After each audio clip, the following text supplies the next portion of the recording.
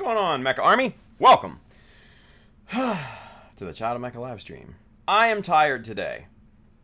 I'm not Tim, the one and only Child of Mecha. I'm tired. It's been a long day. But eventful and productive as far as the home stuff goes. So just to bring you up to date, I bought a house. Contracts are signed and all done. Home inspection is on Friday. And, yeah. It's moving. It's moving right along. So, it's good stuff. It's really good stuff. So, anyway, we're rocking the Grizzlies tonight. Mecha Decal Insignia Series. So, if you're interested in any of the tools and materials that we work with here on a nightly basis, hit up the Amazon link below in the description. John Lynn says, "Hi Timmy, housewarming gift time." We already had that, John Lynn. We already had that. Just saying. Anyway, but yeah, hit up the Amazon link below in the description. But my power supply just, my battery just underneath went. Anyway, yeah, but hit up the link in the description. I do get a bit of a commission based on the stuff that you buy, but it does not increase the cost for you.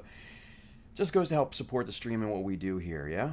A lot of cool stuff in there. Tools and materials, books for inspiration, gear for photography and streaming, if you're into that. And then also the awesome new category, storage solutions. A lot of good stuff in that one. A lot of good stuff with that one. I don't know. I'm a container nut. I like the container store. Like, the container store is really cool to me, right? But anyway, I digress. And whenever I go into stores, I have to look at the containers and, like, the cool specialized ones, right? I don't know why, just me. But anyway, go hit up the Amazon link. Aside from that, if you want to cop one of your own Grizzly shirts from the Mecha Decal Insignia line, go hit up www.childofmecha.com, hit the store button up at the top. You will be taken to the store where you'll find this shirt and all of the rest of the Mecha Decal Insignia Series shirts, the Ace Pilot Series, and a whole bunch of other shirts, hats, and prints of my work. So go let up on that stuff. And then if you really want to show your support for what we do here, man, go hit up the Patreon link and sign up on that. I have been posting a bunch more on there lately, so a lot of kind of behind the scenes pics that don't make it to social media and stuff like that. What else? Yeah, and if you're interested in kits, tools, paints, accessories, Mecha Decals, hit up our good friends right down here, USA Gundam Store. Adam and the fine crew down there will definitely have what you need. So, yeah, so a bit of news. And it's, I don't know, it's not exactly easy for me to say, but this will be the last Child of Mecha live stream that we're working on masking the GM Quel.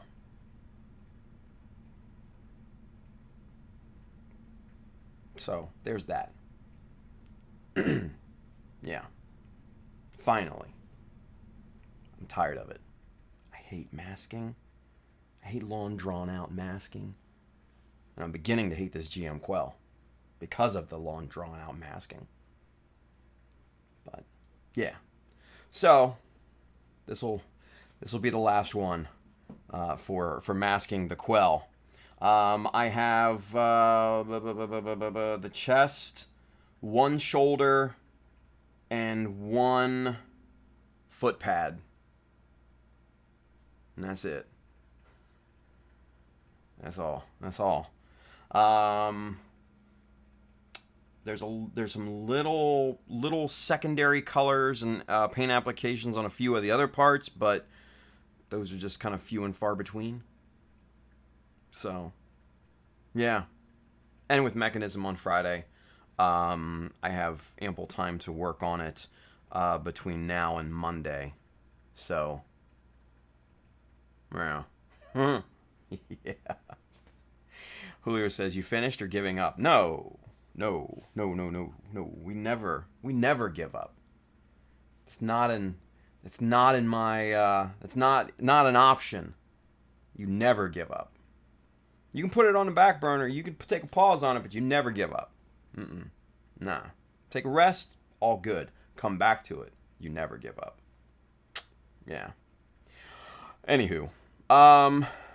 Julius wants to know, I'll be more than happy to take the Quel off your hands. Oh, Julius. Thank you, Sarge. I appreciate the offer, but I like the Quel. It's just with everything going on, especially with the house and all that, it's getting on my nerves. So, yeah. And Wilson's over here, Wilson Alanea. He says, never going to give you up, never going to let you down, never going to lie to you, never betray you. I don't even know how the rest of that shit goes. Anyway. Thank you, Mr. Rick Alanea over there. So yeah. So, like I said at the top of the show, I'm tired as shit. We got the contract on the house. That's signed by both parties. We're ready to go. Got the home inspection scheduled for Friday. So Amber and I are going to that. That's probably going to take about an hour and a half, 2 hours or so. With the inspector just going through everything, and we have a clause saying that if there's anything that's, wrong with the place that's, like going to cost like $3,000 or more, we can back out if we want. So otherwise we're not. Yeah, so that's good. The financing and everything is done. That's all looking good.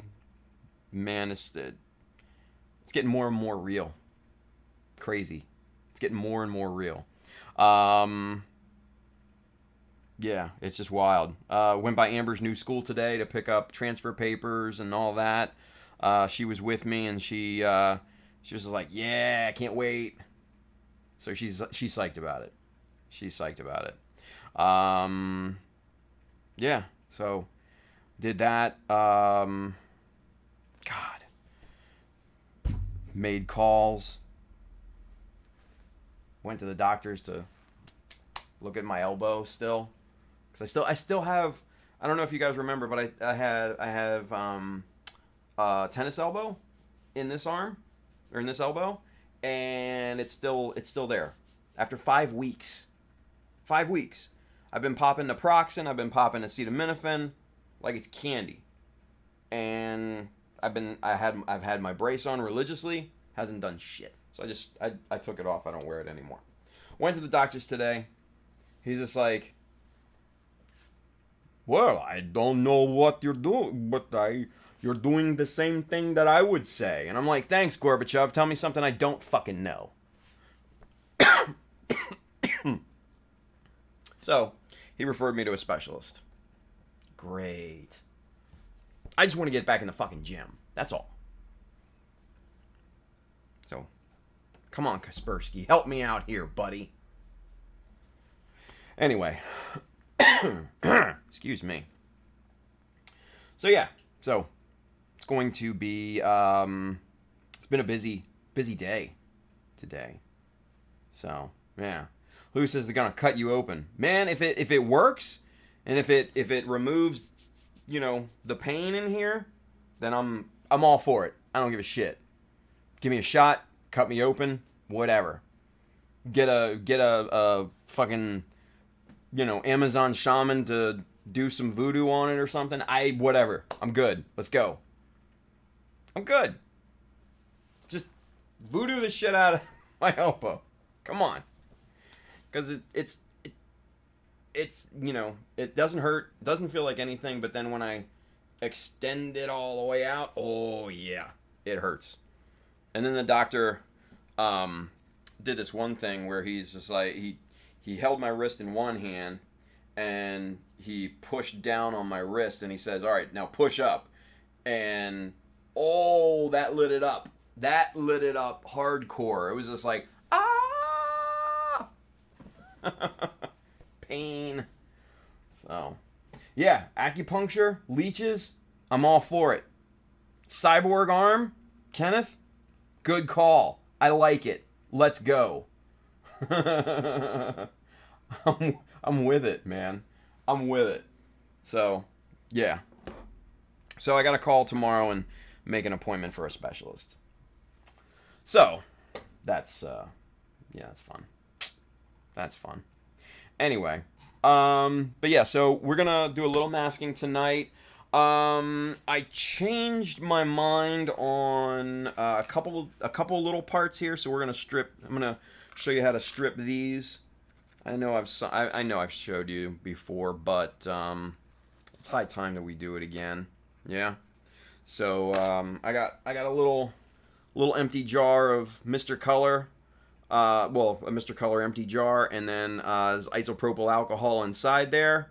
So yeah, there we go. Look at Pabs. Look at this. Look at this dude. Look at Dobby. He wants a sock so bad. He says, "Oh boo-hoo, my elbow hurts. Call the wambulance." Tim to Pabs, July 2021. Well, you know what? I didn't know you had a fucking degenerative old man elbow. Excuse me. If I would have known that you went full decrepit on us, Pabs, I probably wouldn't have made fun of you. I'll get that sock out to you right away. I snorted shit. Oh my god. Anyway. Yeah, Pab says, just kidding, buddy. Get well soon. Thank you, buddy. Appreciate you. Appreciate you. Like I said, I just want to get back in the gym. Like, I don't give a shit about anything else. I just want to, like, I don't want to hurt myself and, like, try to power through this. Because I've done that before, and it's not great. You know, I've done it when I was younger. But I'm an old man now. I can't do that shit. I gotta listen to the body, right? Anyway. Helsting Oz Units over here with us on YouTube. He says, don't know what it's called, but there is this thing where they put a needle in your elbow. Probably acupuncture. Or prednisone, which is a steroid. So, yeah. Julio says, stretching don't help. No, it actually, dude, extending my arm full out like this actually lights it up. Tennis elbow is an inflammation in the tendon on the top of your elbow right here. And the name tennis elbow is a bit of a misnomer because I've never played tennis in my life, but I have tennis elbow. No, it's basically an inflammation in the tendon right here on the top of your elbow, and it can come in a lot of forms. It's just it's basically like a repetitive stress inflammation, you know. So, you know, people that play tennis and that are kind of gripping that rack and the impact of, you know, the ball against the racket, and it's just, you know, that stresses the wrist, which then stresses the elbow. You know, people in landscaping and stuff get tennis elbow a lot because, you know, they're digging in the dirt and pulling up fucking plants and all that shit. Cortisone, yeah, well that's another one. I don't want to rely on shots though. I just want it to go away, and I want to know how to prevent it, you know. But yeah, so like I said, like I've been taking naproxen, which is an anti-inflammatory medicine, and then acetaminophen, which is just a painkiller. It's Tylenol, but it's still right along here, right along this top track of my elbow, right above this little divot there. This tendon that runs right along here. Ugh. And it just fucking sucks sometimes. Really does. It just sucks. Yeah, but What are you gonna do? So I'll call, make an appointment, and see what they say. Yeah, let's see what they say. Honestly, I mean, I very well could have been just still inflaming it because I have been, um, while I've not been going to the gym, I have been obviously packing this place up, carrying boxes out into the garage, and doing all sorts of other manual labor and shit around here. So, um, who knows? Who knows if that's doing it? I hope not. I hope not, but we'll see. We'll see. Anyway, Julio says it's like a collagen shot or something. No, man. Nah. Cortisone, not collagen. Collagen is what, like, Instagram chicks shooting their lips to make them, give the duck face. Yeah. Pab says sounds like bursitis to me, man. I mean, that's not what the doctor had said. He said you definitely have tennis elbow. There's no doubt about it. He said, especially with the, pushing up like this, and it lit up just right in here. He was just like, yeah, that's dead ringer. Yeah, no doubt, no doubt. Why it's lasted for 6 weeks? That's another question. Which you definitely want to go to a specialist and see, but we'll see. Fuck it. Anyway. Zentropy. What's going on, dude? He says CBD, unless you work for the federal government, of course, won't heal it, but might help the pain. Nah, like I said, I wanna get rid of it, and I wanna know how to prevent it, because I don't want to mask a problem. You know what I mean? I want to get rid of the problem. I want to fix the problem. Yeah. So I don't want to cover up the problem, because that could mean worse problems down the road that are unfixable. So anyway, Edward says, hey Tim and chat. Tim, if you quit I think he meant wanking it, it'll get better. I'm a single guy, dude. What do you want from me? Like, anyway. Forrest Ghost is over here with us on YouTube. He says the shot allows you to go through physical therapy and improve the muscles around it. So, or so they tell me. Yeah, I mean, I'm good with whatever. I mean, I know when I get back to the gym, I've got to strengthen my grip in this hand, because obviously there is a strength deficiency in my left hand as opposed to my right hand, because I'm right-handed, so my dominant hand, not a big surprise. So once I get this thing healed up and good, and you can even feel it, like it's warm right here as opposed to the rest of the skin. So, yeah. Anyway. Pav says, but I heard I was told you were a social media model. You must be getting those shots, right? I don't follow Pabs. I'm sorry. Edward Leonard says, on a serious note, Pabs might be right. I had bursitis before, and it hurt the same as you're saying. I mean, who knows? I'm not a doctor. That's why I went to one today. So, but I have had tennis elbow several times in the past. I know what it feels like, and this is exactly what it feels like. So, yeah. We'll see. We'll see. Let's see. Edwin says collagen's for skin for the duck lips. It's a filler. Yeah. That shit. Yeah. Wilson says if you're here in Philippines, just cut it open, because either there's a lizard or a priest inside the elbow. Jesus Christ. Yeah. Yeah. Good thing I'm not in the Philippines then. Shit. Sam Mel says, cut Go get you a 5 to 10 pound dumbbell, start in a flex position for a curl, then slowly go to an extended position, like as slow as you possibly can. Use your other arm to reset. Yeah, I've got little 5. What was it? 5 or 8?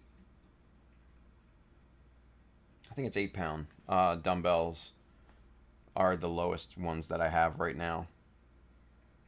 Because I have 8, 15, 20, 25, and 30s, I think, out in the garage. So, yeah. Samuel says, helps strengthen the ligament and prevent that kind of injury. Inflammation. But yeah.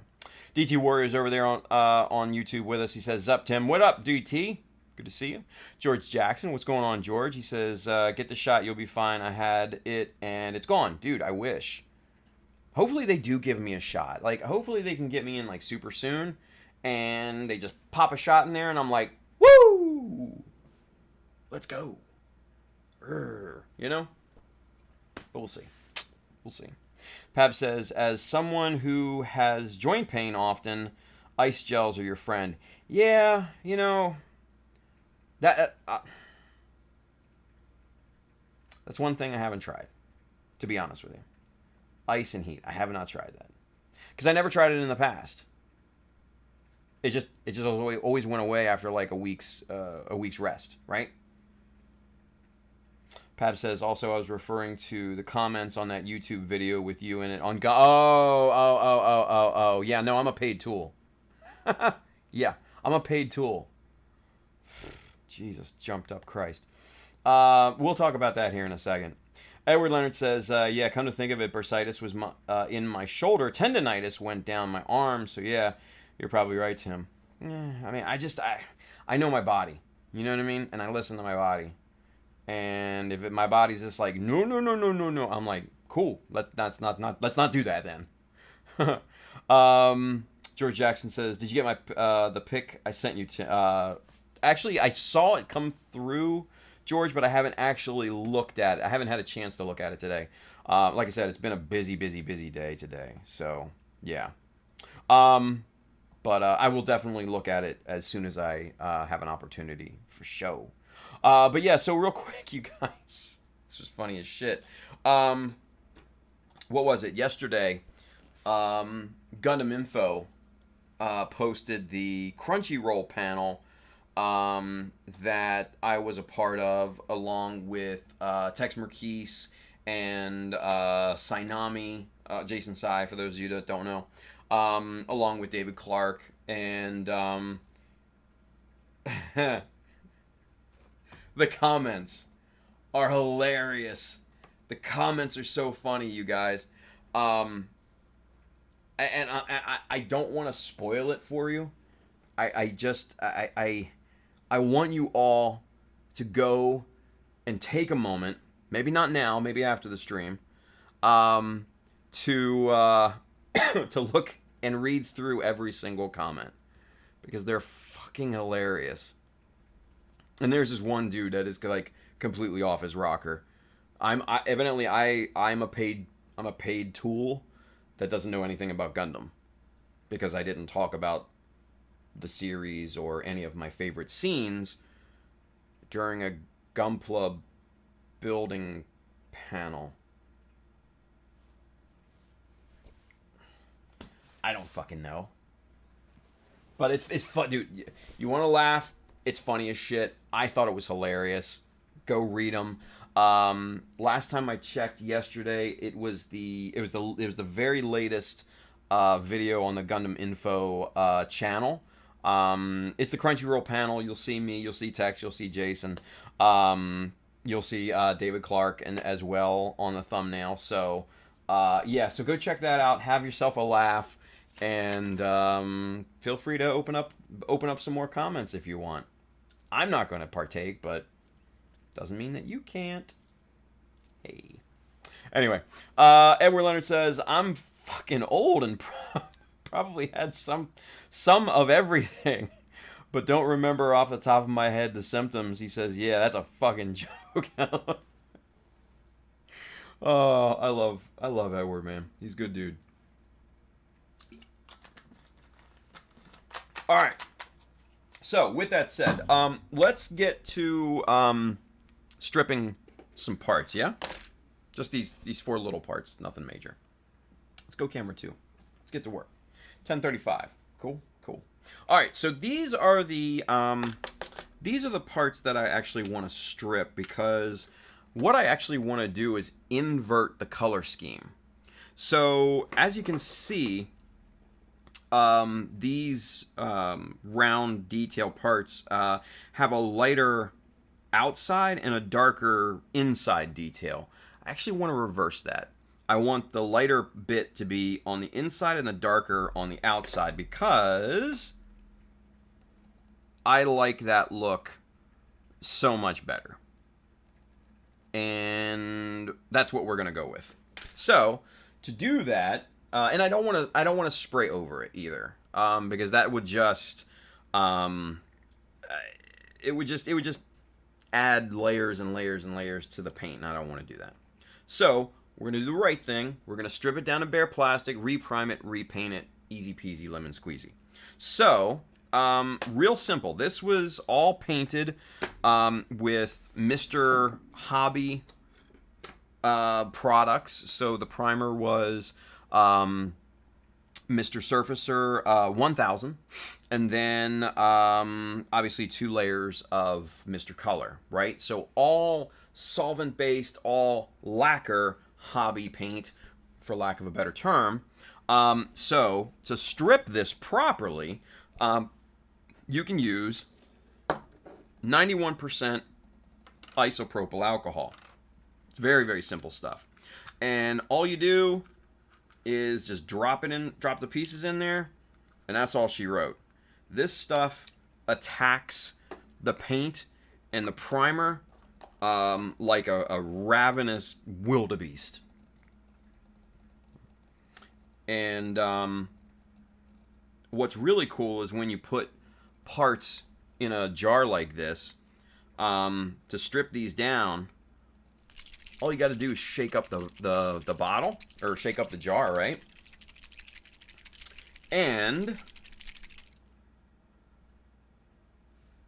you can see that they're already starting to strip.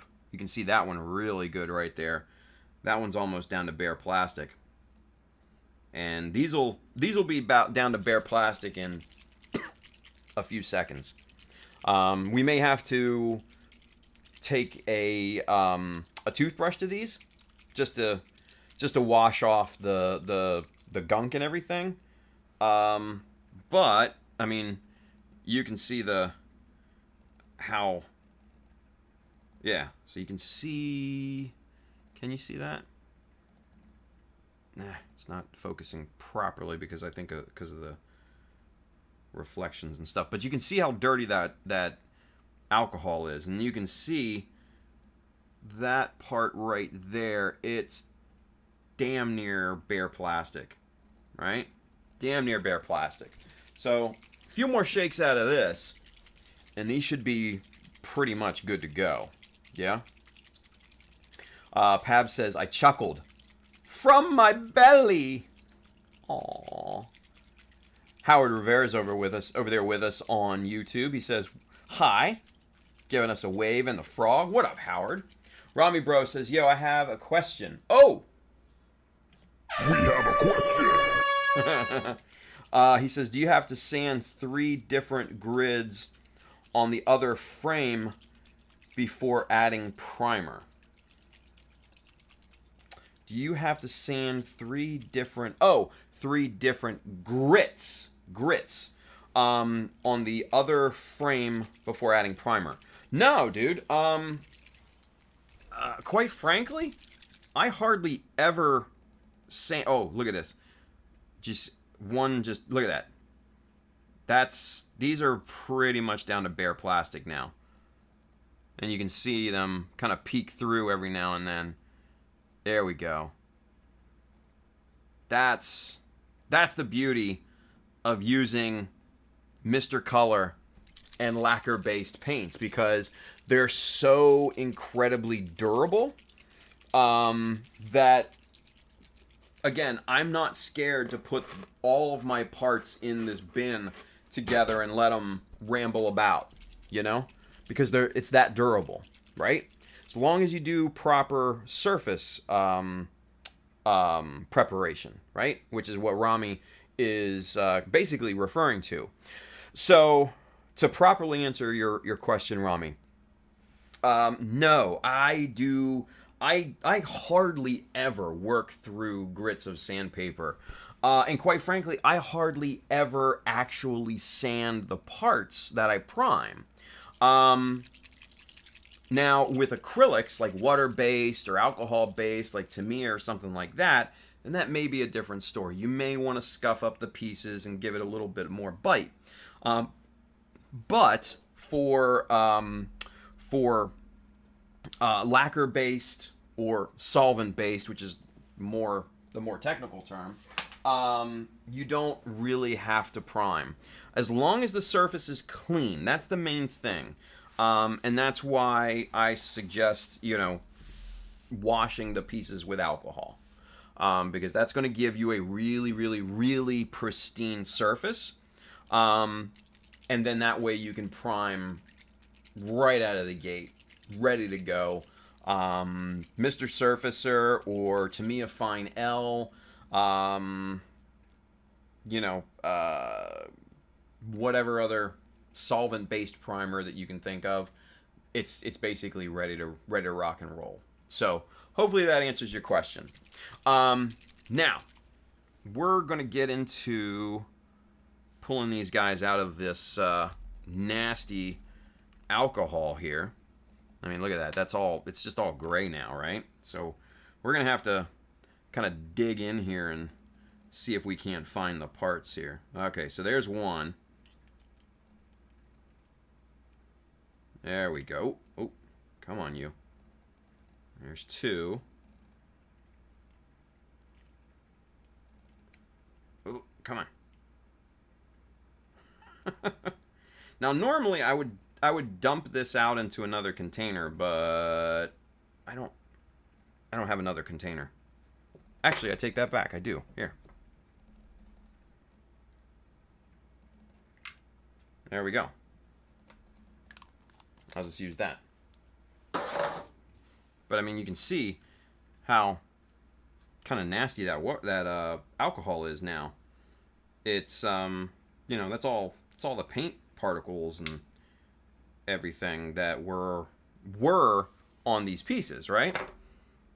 But again, you can see how easy this system is. You can see how easy it is to strip the paint off and start from scratch. It's great. It's a great system, and that's why I use it. It's just, it's so easy, and it's so durable, and there's so many colors, and you can even turn Tamiya colors into pseudo lacquers, right? Which have the same exact properties pretty much as Mr. Color, right? So these are already starting to dry out, and I can see it already, but we're going to take a good old toothbrush here and just kind of get the stubborn bits out of the nooks and crannies here. Just get this properly done up here. Now, let's see here. Let's drop this guy back in this alcohol a little bit to help us out here.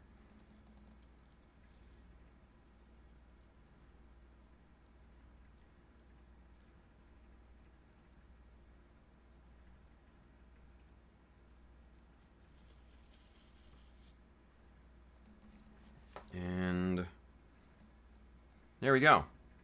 Back to bare plastic. Back to bare plastic. All around. Back to bare plastic. And the great thing also about using alcohol is that not only does it strip the solvent-based paints and primers real easily, when you go through this process, it leaves the surface just absolutely pristine, right?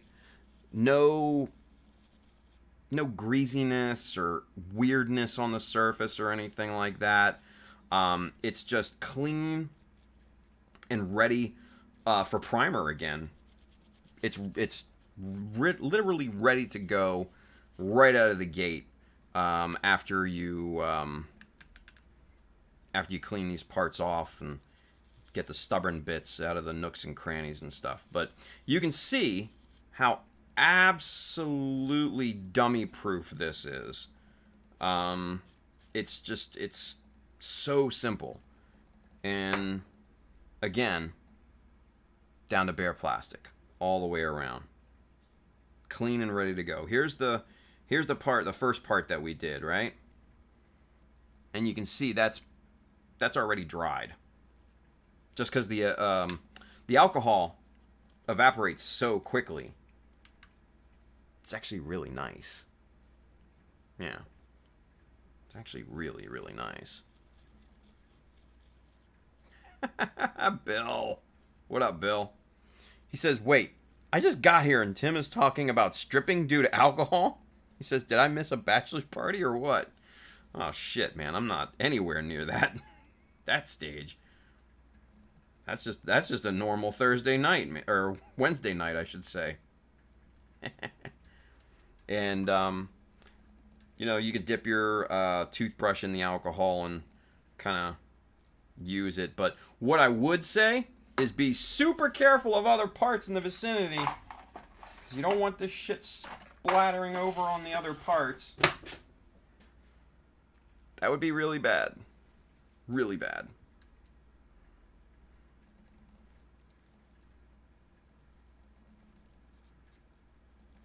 And honestly, bigger parts are probably easier to clean, because they don't have all these little shitty nooks and crannies and everything that you gotta get into and clean and make sure that they're, free of primer and gook and all that, All right, last one here. Back in there. Bigger parts, man, you just watch the paint and primer like literally fall off of the plastic. It's a beautiful sight. It's a beautiful sight. Sam, I saw your question here, buddy. We're gonna get to it in just a minute, I promise you. Let me get through just brushing this part off here.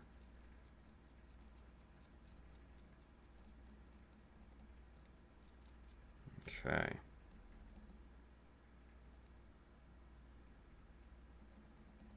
All right. So there we go. Stripped, clean, back down to bare plastic, ready for primer. Done and done. And then the little bit of alcohol that we have in here, you can actually reuse this. As dirty as it is, you can actually reuse that. We're going to leave these here on the paper towel to completely air dry. It should only take a few minutes, but I'm going to put these off to the side here so I don't dick about with them.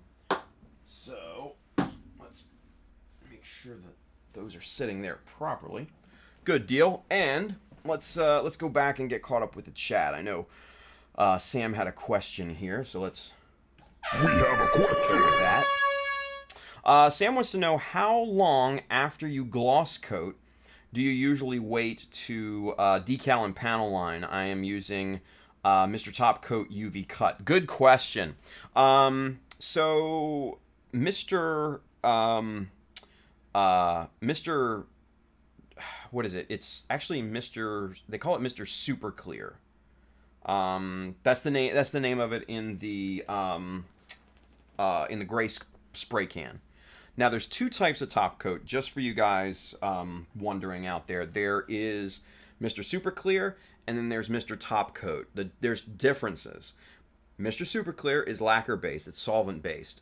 Mr. Top Coat is water-based. It's an acrylic based top coat, right? So the one in the gray, extremely more durable.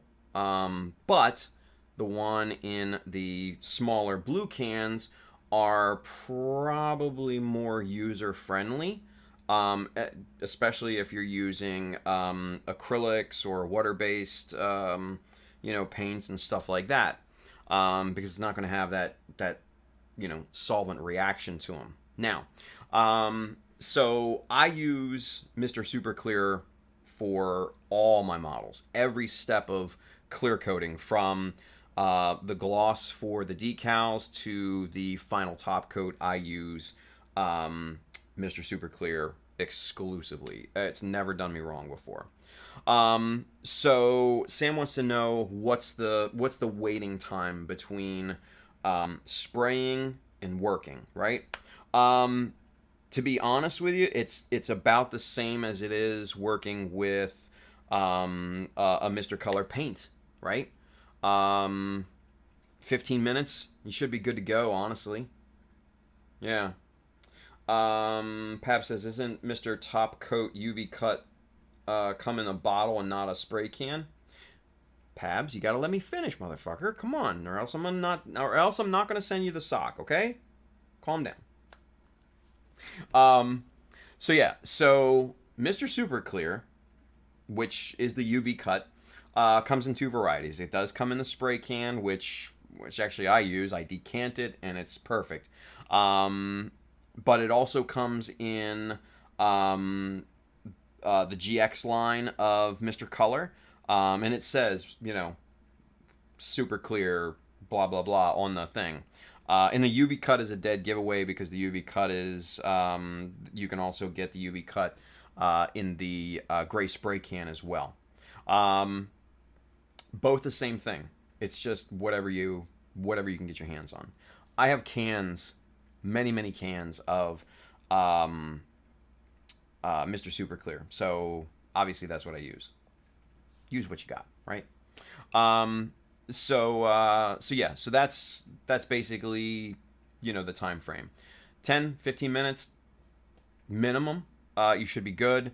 I usually walk away, give it like a half hour or so, just to be on the safe side. But no, it's just like working with a Mr. Color paint, because it's basically the same thing. It's just clear. Yeah. So hopefully that helps, Sam. Excuse me. Rami says, thank you, bro. Dude, anytime, man. Bill says, wait! Oh, I already read that. Sorry. We backtracked. Sam L says he was talking about smashing balls against racks earlier. Nice. Bill's got a question. We have a question. He says, Tim, have you taken a look at Warhammer minis for deconstructing to use to make Greeblies? Been looking at sacrificing a few since they have nice details. Dude, they do have nice details, but they're fucking expensive. My boy Win, when I'm on Paint Pusher, he had sent me some Warhammer model, and I sacrificed it to the Gunpla Gods for the detail parts and stuff like that. So, sorry. But there are a lot of good detail parts in there. What I would also say, Bill, is pick up cheap, like, armor kits of any scale. I bought a 172... it's like an armored personnel carrier or something like that, and I chopped the wheels off and everything, used those as details, used the turret cover as a detail piece in things. And yeah, I mean, you can get a lot of Greeblies out of inexpensive armor models. So I highly recommend it. Say if you go to like an IPMS show and they have a vendor's room at the end of the day, these guys don't want to take this shit home. Say, hey, you know what? I'll give you $5 for that Sherman, or hey, I'll give you $10 for that Merkava or whatever, you know, and that's gold. I've even seen at some IPMS events they actually have a Greebly box, which is basically it's a gigantic cardboard box with parts, miscellaneous parts, every color, every size, every configuration, shape, everything that you can think of. Like, you could go crazy. Now, mind you, this was pre-COVID, so obviously you want to be careful where you're sticking your hand in, where other people have put their hand in. There's an ex-wife joke there. Anyway, Greeblies, man, you can get them from little armor kits and everything. Those are great. Yeah. So good question, Bill. Let's see. He says might be good for recasting. Yeah. Now, actually, I used some of those pieces from the Warhammer thing that Win sent me, and I actually did. They were part of the Greebly plates and stuff like that I did back however long ago. So, yeah, those are absolutely good for recasting. Excuse me. Jay Santos is with us. He says, "What's up, everybody? What's going on, Jay? Good to see you, buddy." Bill says, "Sam, that depends on humidity and other factors. UV cut takes longer to cure, if I'm not wrong." I have used UV cut, and in my observation, it doesn't take any longer. But just me. Edward says Ruslam sounds like a pricey Greeble box. Yeah, dude, no, Warhammer shit, that's pricey as shit. Pricey as hell. Bill says if I am taking them apart to use to cast them, not so much in the long run. That's fair. You get a fair return on investment. You get a good ROI. Yeah. Sam says, yeah, mine came in the bottle. Based on the smell, I'm assuming it was a solvent-based. Yeah, I mean, if it's UV cut, it's absolutely Mr. Super Clear, because the only UV cut that they make is Mr. Super Clear. So yeah, it's solvent-based. Edward Leonard says, okay. Pabs. Sam says, that was what I assumed, but wanted to be 100% sure. Thank you. You're welcome, dude. Anytime. DT Warrior, he's got a question for us. We have a question. He says, can you detail paint with Vallejo on top of Super Clear Coat? Absolutely. Yeah, 100%. Yeah. I mean, the Mr. Super Clear and Mr. Top Coat, they're literally just clear paints. That's it. I mean, that's really all what a top coat is anyway. It's a clear paint. It just doesn't have pigment. That's it. Literally. Or more like anyway. But yeah, you can absolutely paint over top of it. Now, one thing I would watch out for is that you don't get any weird separation shadows, right? So, like, if you guys have seen like a framed picture, right, with a piece of glass over top of it, and then say somebody sticks a sticker on the outside of the glass, you know just from the subtle shadow under that sticker, you know that there's a separation there. There's an amount of space between those two surfaces.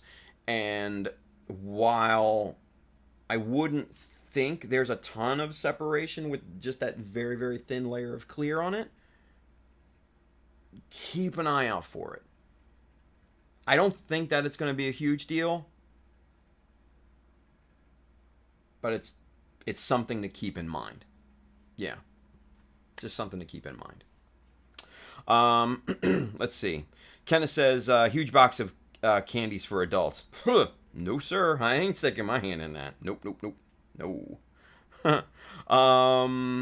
Let's see. Bill says, Tim, after I sacrifice for recasting, I may send you cuts for your casting. Oh, dude, that would be great. Thank you, Bill. Appreciate you. Zentropy, what's going on, dude? He says the 30-minute missions accessories are going to be a greebly mine. Yes. Those, I mean, any detail parts are awesome for Greebles, right? But I don't know. There's just something about armor kits that just, I don't know why, but they have parts of gold. The Universal Greeble, that hopefully you are familiar with. You should be. If you're not, you should be. Was from an armor kit. And model makers have used that thing for decades. It was one of the big parts on like the Millennium Falcon prop that they used in Star Wars and everything. I forget exactly which kit that was on. It was like it was a big German artillery fucking train track based thing. I don't know. I forget the name of it.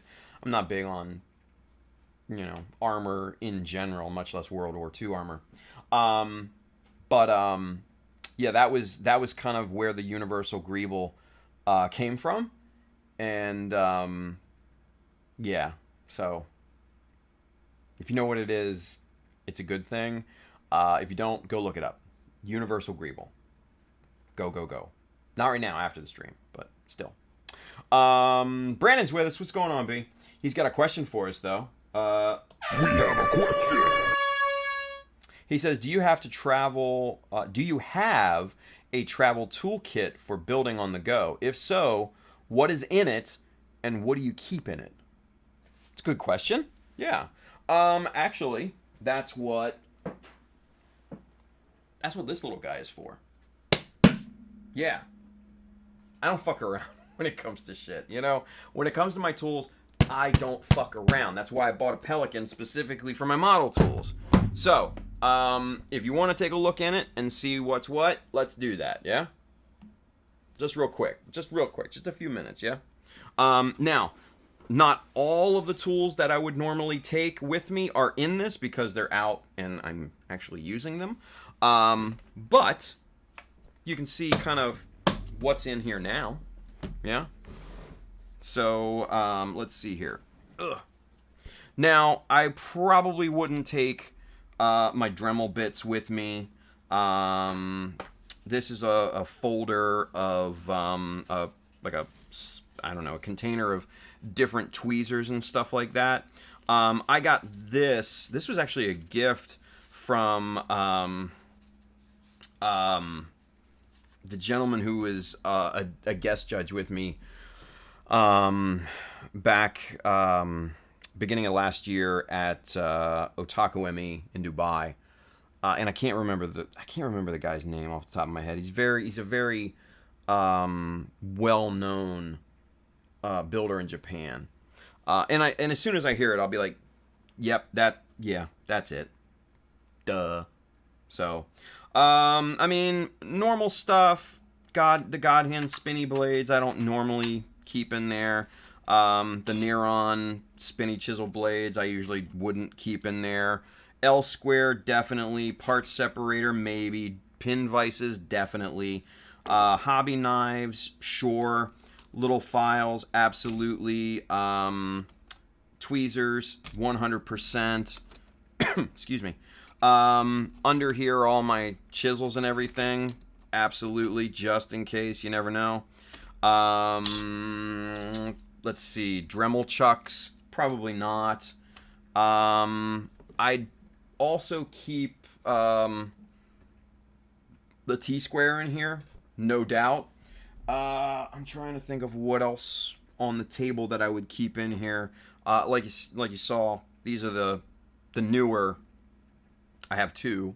Oh shit, we're on fucking camera one. God damn it. Sorry.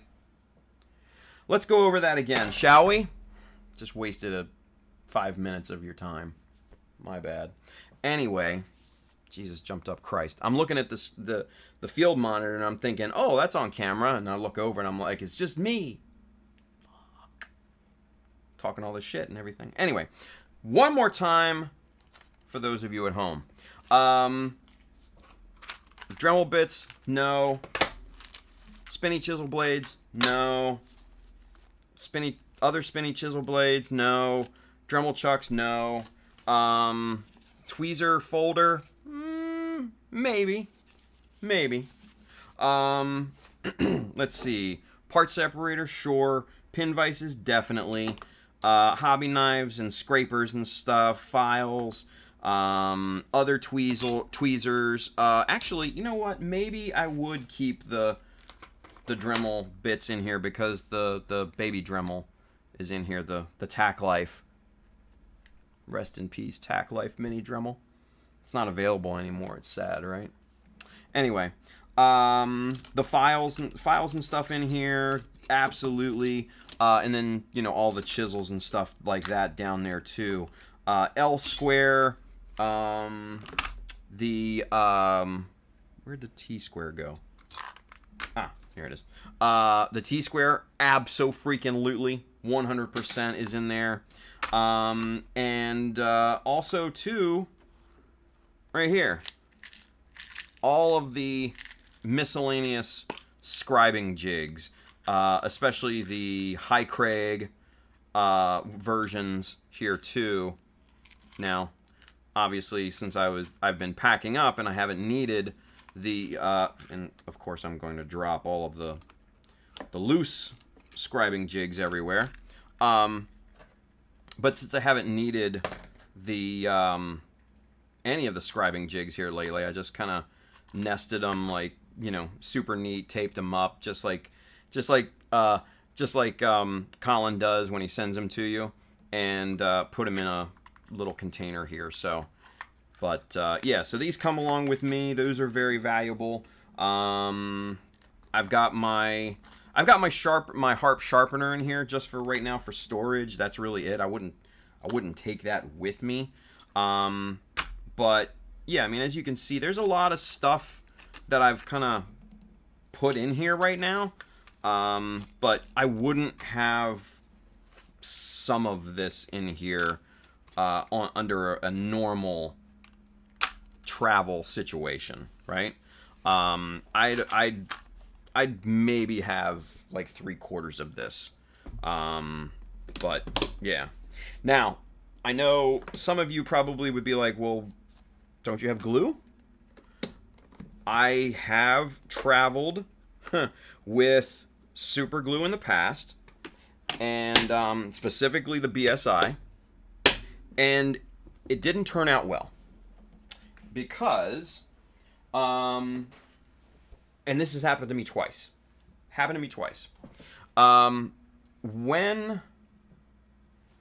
When this bottle is on its side, that glue obviously migrates up into the tip and the nozzle and everything here.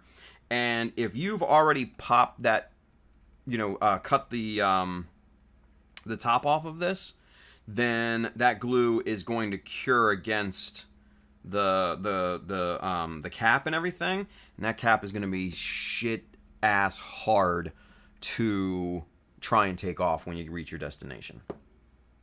Better just to buy something at the venue or at your destination. I mean, super glue in general is super easy to find, so it's like a no-brainer. You know, get you a $2 bottle. You know, if you waste some, you waste some. It's not a big deal. It's $2. You know. So, yeah, that's what I have in. That's what I would have in a travel kit. Now, if you're gonna want to go maybe a little bit more serious than that, or if you're doing a driver or something, then something like this big boy. Again, one of my favorite companies, Sterilite. Call me.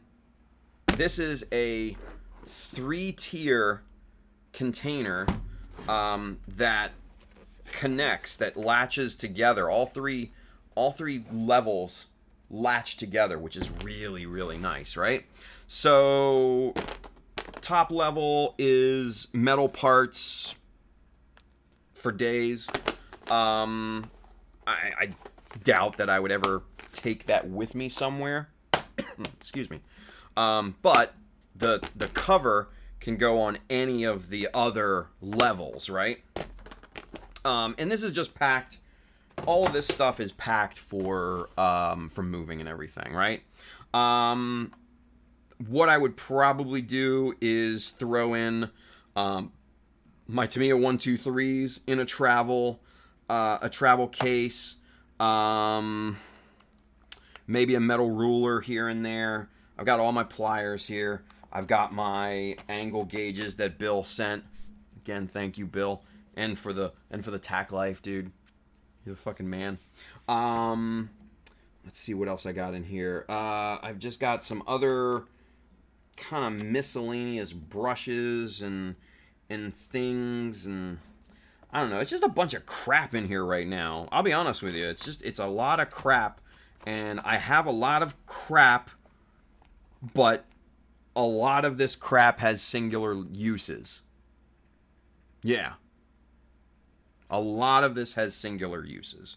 So you got your tube cutters here. Got a couple of those Madworks chisel blades in there. Bunch of metal rulers, brushes on the bottom, miscellaneous files and saws and stuff like that in there. On the bottom tier, what do we got? We got more nippers. We've got sanding blocks. We've got the center finder for cylinders. We've got the metal protractor. I know I've got my grinding plates down there for sharpening my chisels. I've got the super cheap chisel set right there, right? I've got my anti-cutter blades and other things down there.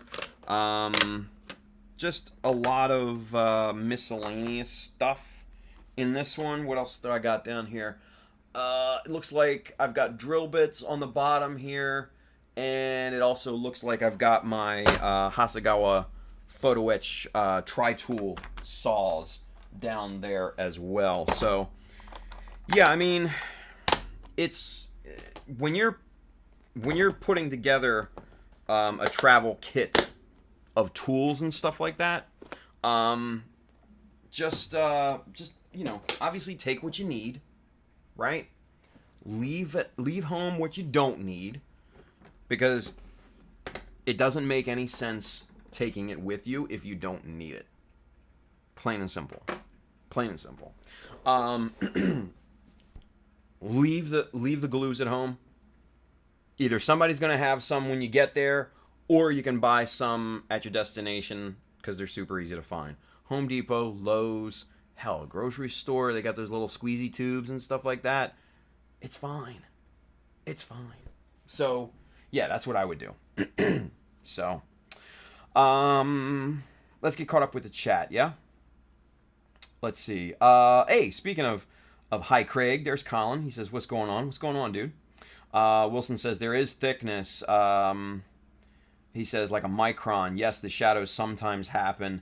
He says, I apply a very thick mirror gloss top coat, painted a detail on top of that, then book 3D effect. Oh, yeah, like the separation, right? Yeah. Bill says he does, Brandon. It is one he takes for his simple details classes. Yeah. It's in the Pelican. Brandon says there is something online that 3D prints a big sheet of the universal greeble. Oh, in different sizes. That would be amazing. Peter Fulford, yeah, can't see the tools. Camera 2, yeah, sorry you guys. Brain fart. George Jackson says, when you're done building your kit, do you put them away to store them? And when you travel with your kit, what do you use to protect them? Dude, I am... like you've seen, I'm a big Pelican fan. Big Pelican fan. This case alone was like $50. like $50. Now, the thing you got to know about Pelican cases is that they are made of high impact resin. They are virtually crush proof, and they have a pressure release valve here, so that if for some strange reason the pressure builds up inside the case, it will release and not blow up. Most Pelican cases like this are watertight, so that you drop them in a lake and everything inside is still nice and dry, right? So I figure if guys buy these things for expensive camera gear, then if I'm building something for GBWC, I am protecting it to its utmost. I use Pelican cases and other hard case brands. Airdrop, Ozymandias, and the Hummingbird all have their own Pelican cases for storage and for travel. I also have little hard cases just for kind of pissing about, traveling to different shows and stuff like that, and those are smaller. It's probably what I would put the GM Quel in, or the Blue Destiny, or the Bears or something like that. And those are just those are Husky that I got from Home Depot. They were $20 on sale a few weeks ago. I was just like, yeah, I'm getting those. That's no brainer. But they're like this big. They're not huge. Another really good brand that I like is called Nanook, Nanuk. They're available on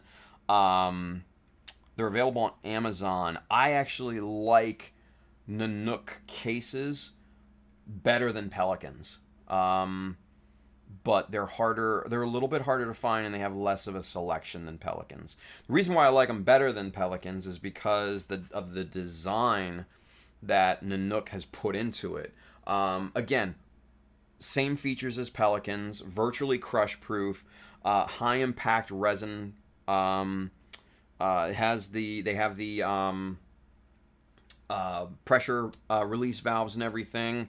Rubber O-ring all the way around, so watertight and all that. I actually have the carry-on Nanook, which has wheels and a folding or a slide extension handle to take it as a carry-on, which I fucking love. But I haven't, unfortunately, had a chance to use that with any model because it just hasn't fit the size needs. I originally bought it for airdrop, but the base just a little too large for it, the internal dimensions. So, kind of to wrap up this question, I use Pelican cases, I use hard cases, all that shit. Yeah. Yep. So, let's see. Brandon says the mini rotary tool I picked up for $15 is decent. USB-C charging, nice. So it means quick charging, probably. 3 speeds, comes with a cheap basic set of bits, good weight and feel to it. Nice. I might have to plop that 15 down and see what it's about. What's the brand on that, Brandon? Let me know. Bill says, nice, Brandon. Peter Fulford says, that's a lot of knife handles there. Any difference in the blades that are mounted on them? In the case? Yeah. So there are the 2 alphas. There's the regular alpha blade. There's the chisel blade. There's also an X-Acto handle in there with a miniature saw blade in the shape of an X-Acto blade. There was also a ceramic one in there. There's probably an Olfa utility knife in there if I remember correctly. So yeah, each one has its uses, definitely. Brandon says dollar store sells super glue and super glue gel. Bingo, done, easy peasy, right? Bill says Peter, he likes the NT cutter. Yes, the NT cutter, I forgot about that little guy. It's been so long since I've used it, right? The little NT cutter is great for detail work. It's amazing. Bill says he also likes having the 30 degree, 45 degree, and chisel blades with their own handles since it's more convenient. It absolutely is. It really, really is. He says he also has one for his ceramic blade. Definitely. Kind of says if just simple cutting and sanding while on the go, you can consider USA Gundam tool set. Absolutely. Yeah, if I didn't have it packed up already, I'd show it to you guys, but it's packed up. So, yeah. Peter Fulford says, thanks. Sparion says, lidocaine is my best friend. He says, textbook tennis elbow. Dude, you're telling me. The funny thing is like, this right here, having it bent like this, I don't feel it at all. Nothing. Especially like now. Well, I take it back. Like full backward, extension. I can feel a little stretch in the tendon, a little bit. Full extension like this, oh my god! Like right here, just right from right there, and you're looking at probably about 90% full extension to there. Oh my god, it fucking kills. And then pinching or gripping, like a barbell or something like that. Oh, forget it. It's not fun. Let's see. George says, how do you wrap your kit? I don't. They're right in the foam. Yeah. Actually, let me go get the Aussie. Actually. Oh no, the Aussie's right in here. Hang on.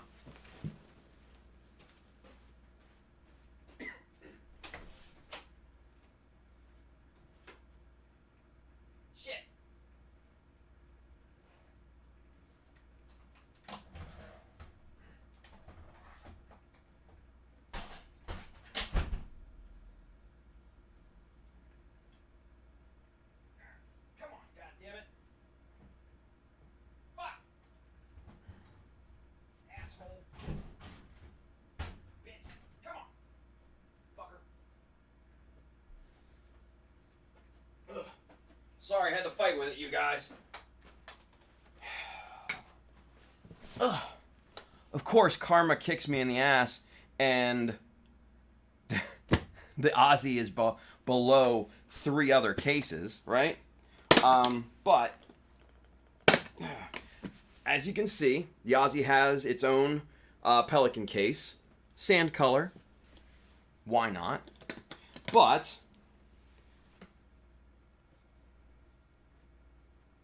yeah, so there he is, right there, in the foam. Yeah? Now, I still have to build him a base, right? So there's, a huge amount of space to still be used under here, and then the bottom is still, there's a ton of space. Now, this is important. When you're kitting out a Pelican or any pick and pluck foam case like this. Okay, so there's the lid, right? Position your model like this. So when you're looking at it like this, it's upside down. That's important, right? Hear me out. Because when you close this thing up, right, and the model is positioned that way, when you close the lid and you carry it, now inside this thing, the model is upright. The model is standing up in here. So the feet are at the bottom, the head's up near the top. That's important. You don't want your kit doing a headstand while you're walking around with this thing in an airport or anything, right? Or say you're in say you're in Hartsfield down in Atlanta or something like that, and you're going to the food court, and you want to put this bad boy down, right? You don't want him sitting there on his head. That's a bad thing. Bad thing. So position them upside down. If they, if you don't sub pack or anything like that. For the Hummingbird and for airdrop, I what's called sub-packed, right? So these little Tupperware deals, I will pack, sub-assemblies in those and then put those into the Pelican case so they're completely protected. That's a good practice if you're going to be traveling around and all that stuff. So, yeah. But I do not wrap the kits. Just doesn't make any sense. Brandon says Harbor Freight sells cheap knockoffs of Pelican. Not as nice, but will do the job for most day-to-day stuff. Yeah, absolutely. Yeah. You have to keep in mind though, guys, like if I'm building something for GBWC, and if I'm lucky enough to travel with it to Tokyo or even cross country or anywhere for that matter, I've put so much investment in it. Not money, but probably money, but time and effort and thinking about it and brainstorming and all that. That time is very, very valuable. So that model becomes valuable to me sentimentally. I'm not going to pack it in a cardboard box and ship it to its destination. I'm going to put that motherfucker in a bulletproof ass case, and I'm going to put locks on it, and I'm going to handcuff that bitch to my wrist. Like full on Man of Uncle. Man of Uncle? Whatever that old show is. Man from Uncle. Sorry, Man from Uncle. Yeah. I ain't playing around. Straight Mission Impossible, this thing. Nah. But, yeah. For day-to-day stuff, absolutely. The Harbor Freight stuff, it works really well. Like I said, I got 2 little Husky cases, which are kind of the same thing, along that same line of quality. But they're still really good. Really, really good. And they will protect the shit out of your models.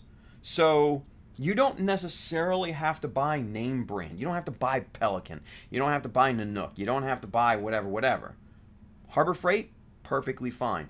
Amazon Basics has hard cases that are pretty inexpensive. Those are great. The cheap Husky ones, like I said, from Home Depot, or if Lowe's has a version, those are great too. Something more to protect your investment. That's basically what it comes down to. Yeah. Spider2K2 James, what's up, dude? He says, evening, everyone. Just BSing my last few hours of work when I get off for 7 days. Also, grats on getting the new place, Tim. Thank you, buddy. I appreciate it. I'm pretty psyched about it. So, it's good stuff.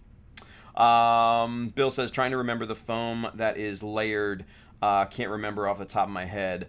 Did somebody ask about that? Oh, yeah, George. For some reason, it didn't show up in the other one. He says, where do you get your foam inserts from? Those, the foam usually come with the case, especially with the Pelicans and the Nanooks and stuff like that. You can get cases without it, but most cases come with it, and they're what's called pick and pluck, meaning that the foam is perfectly cut to fit the inside of that specific case, but then there's about an inch border of foam around that, and then within that main field it is perforated in little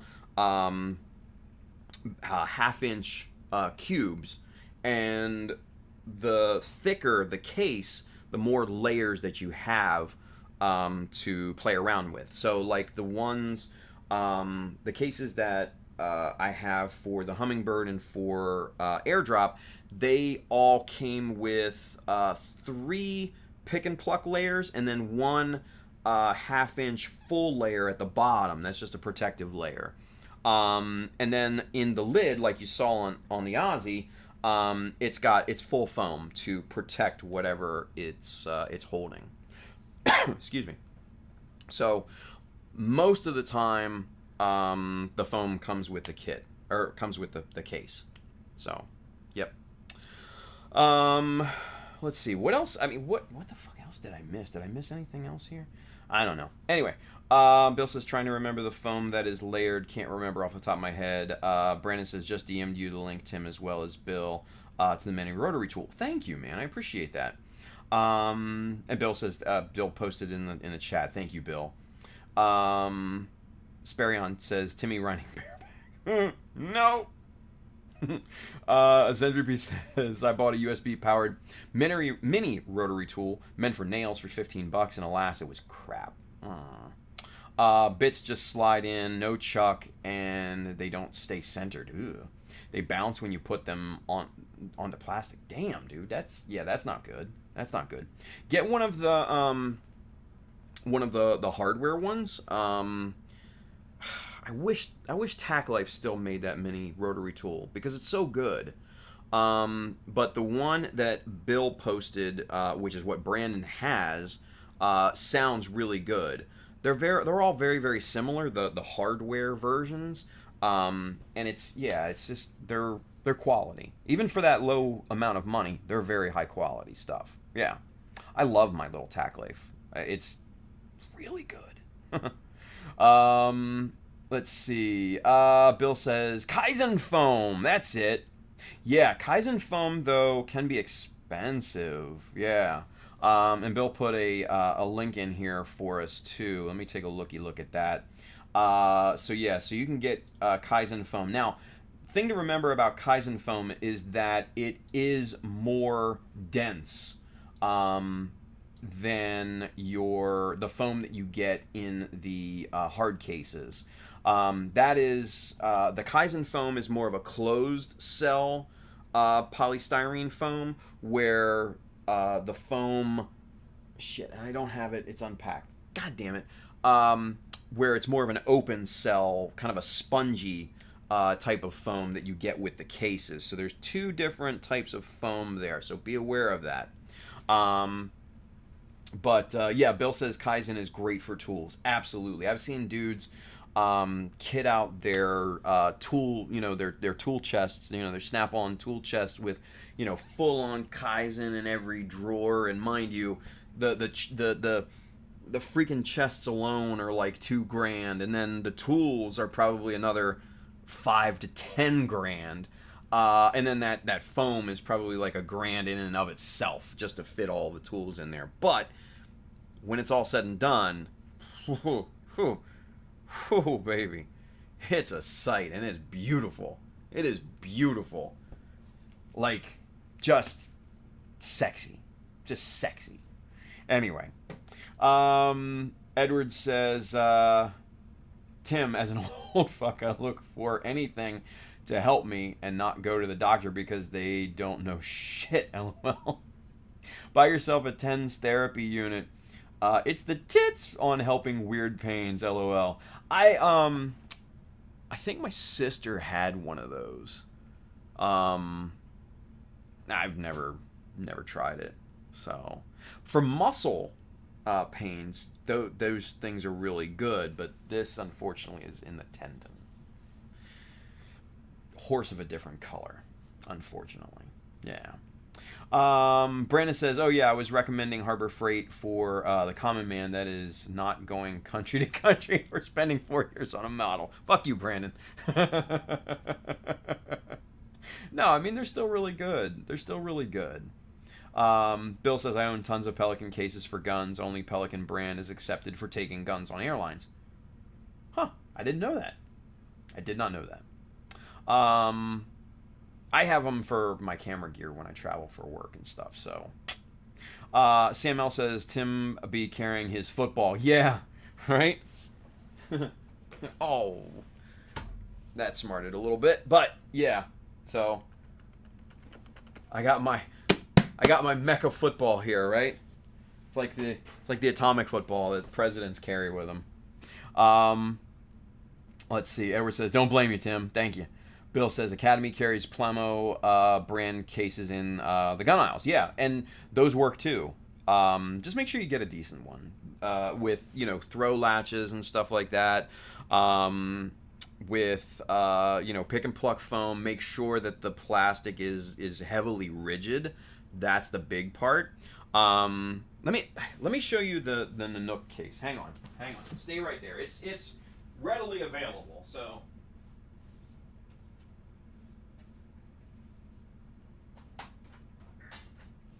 ow. Anyway, all right. So excuse me. All right. So this is the Nanook case that I was talking about, and this is why this case is better than a Pelican, in my opinion. The design of it, just the overall aesthetics, is really, really sweet. You got this nice kind of graphite gray, which was supposed to be for the airdrop, but what are you gonna do? And this is a carry-on, so it's got the extendable arm, handle there, and then it's got the wheels on the bottom here. The wheels on this thing are great because they are actual heavy-duty rubber, where the Pelican cases are like hard plasticky type of rubberized shit. But these are actually really, really good. Handle's great because look at this. You just push one button down.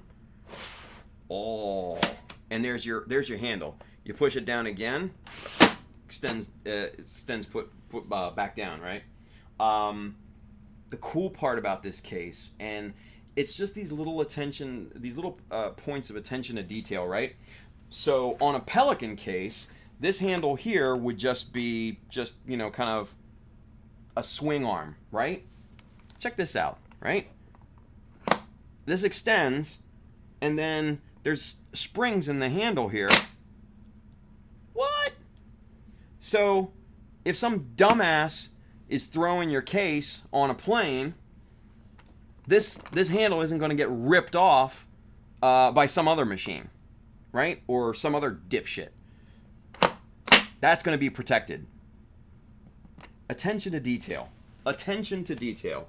Now you also, you have the foldy handle here, but this thing's heavy duty, so I don't see anybody breaking this. But that folds down. You got the pressure release valve, and I like the latches on this thing because all you have to do on this is just press down, pull up, and it's released. Like, how easy is that, right? How easy is that? That's beautiful. And then up, clamp it, in place. Easy. So, yeah. Nanook, I love you. Make more good cases. Please and thank you. Anyway. Sorry. But yeah, the Nanooks you can get on Amazon. They're great. They're great. I love them. I love them. Anyway. Edward says, yeah, you don't need to submerge it in 8 feet of water. But if you do, you're protected, right? I'm shiny.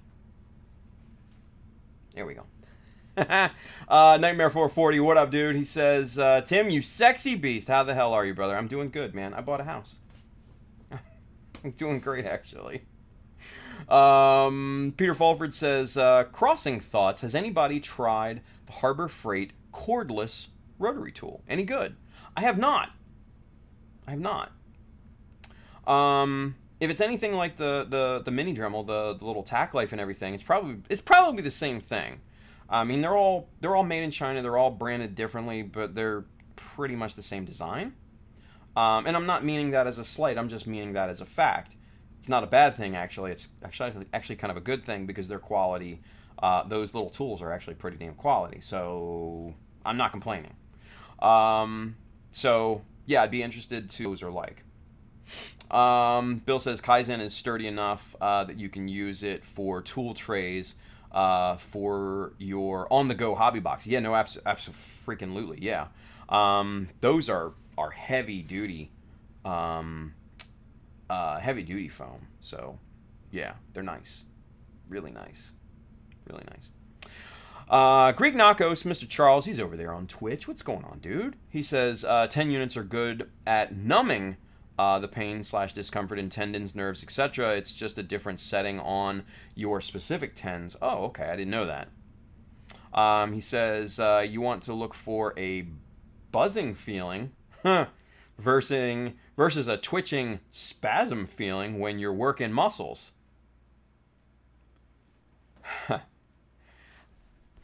I myself, when I'm working a muscle, I like the twitching spasm feel. Just saying.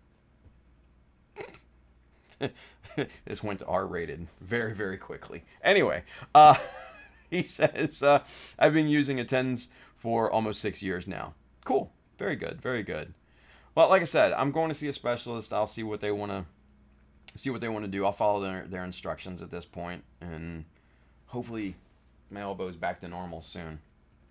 God, wish. Anyway. Brandon says to Peter Fulford, he says, I had a Harbor Freight rotary tool for a while. Motor burnt up pretty fast, but with light use on plastic models should be okay. There we go. Bill says, my favorite tool case was by some tool company. Started with a K. Klondike, Kodiak, something. Colors were black and orange. Huh.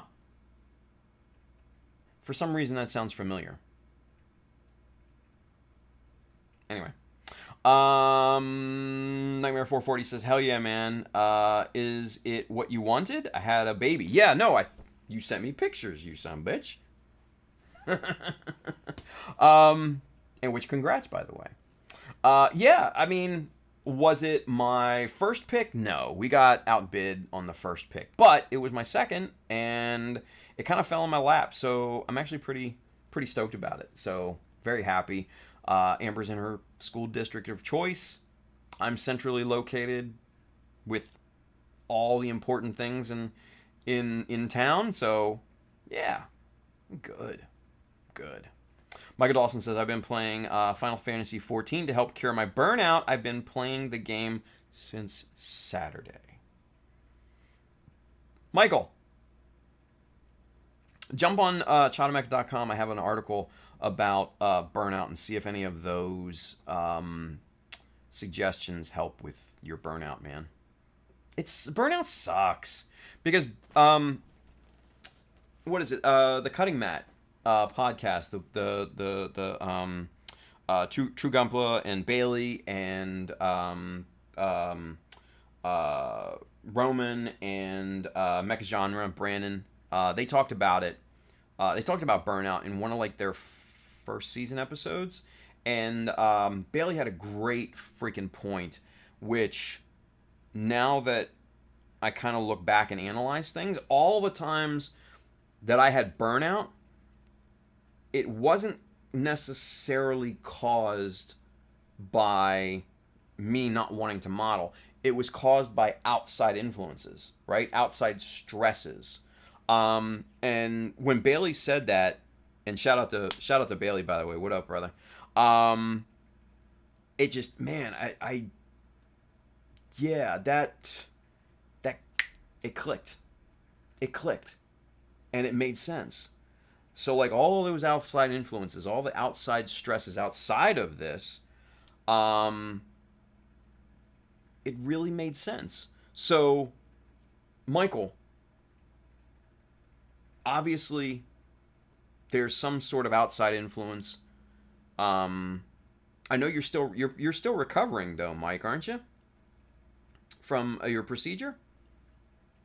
That could be a stressor that's causing you burnout. You know? It's possible. It's very possible. So look at any outside influences outside of the hobby, outside stressors, and kind of take note from that and take note of that and see if you can either work through, work past, or eliminate those. And yeah, you never know. You never know. It's a possibility. Tetragen Mr. George, what's up, dude? He says, I got to sort out my burnout. Yeah, you do. Get back on it, motherfucker. Bill says, rigid, not with a K. Yes.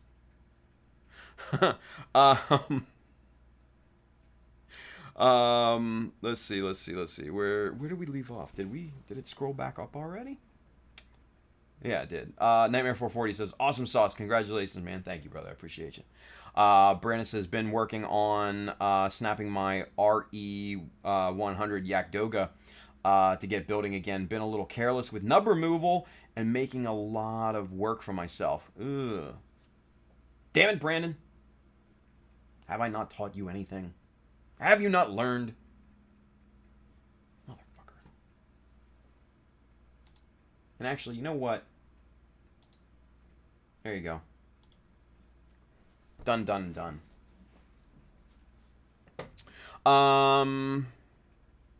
Where were we? Bill says, used one just like this, then added foam inserts. Ooh, let's see.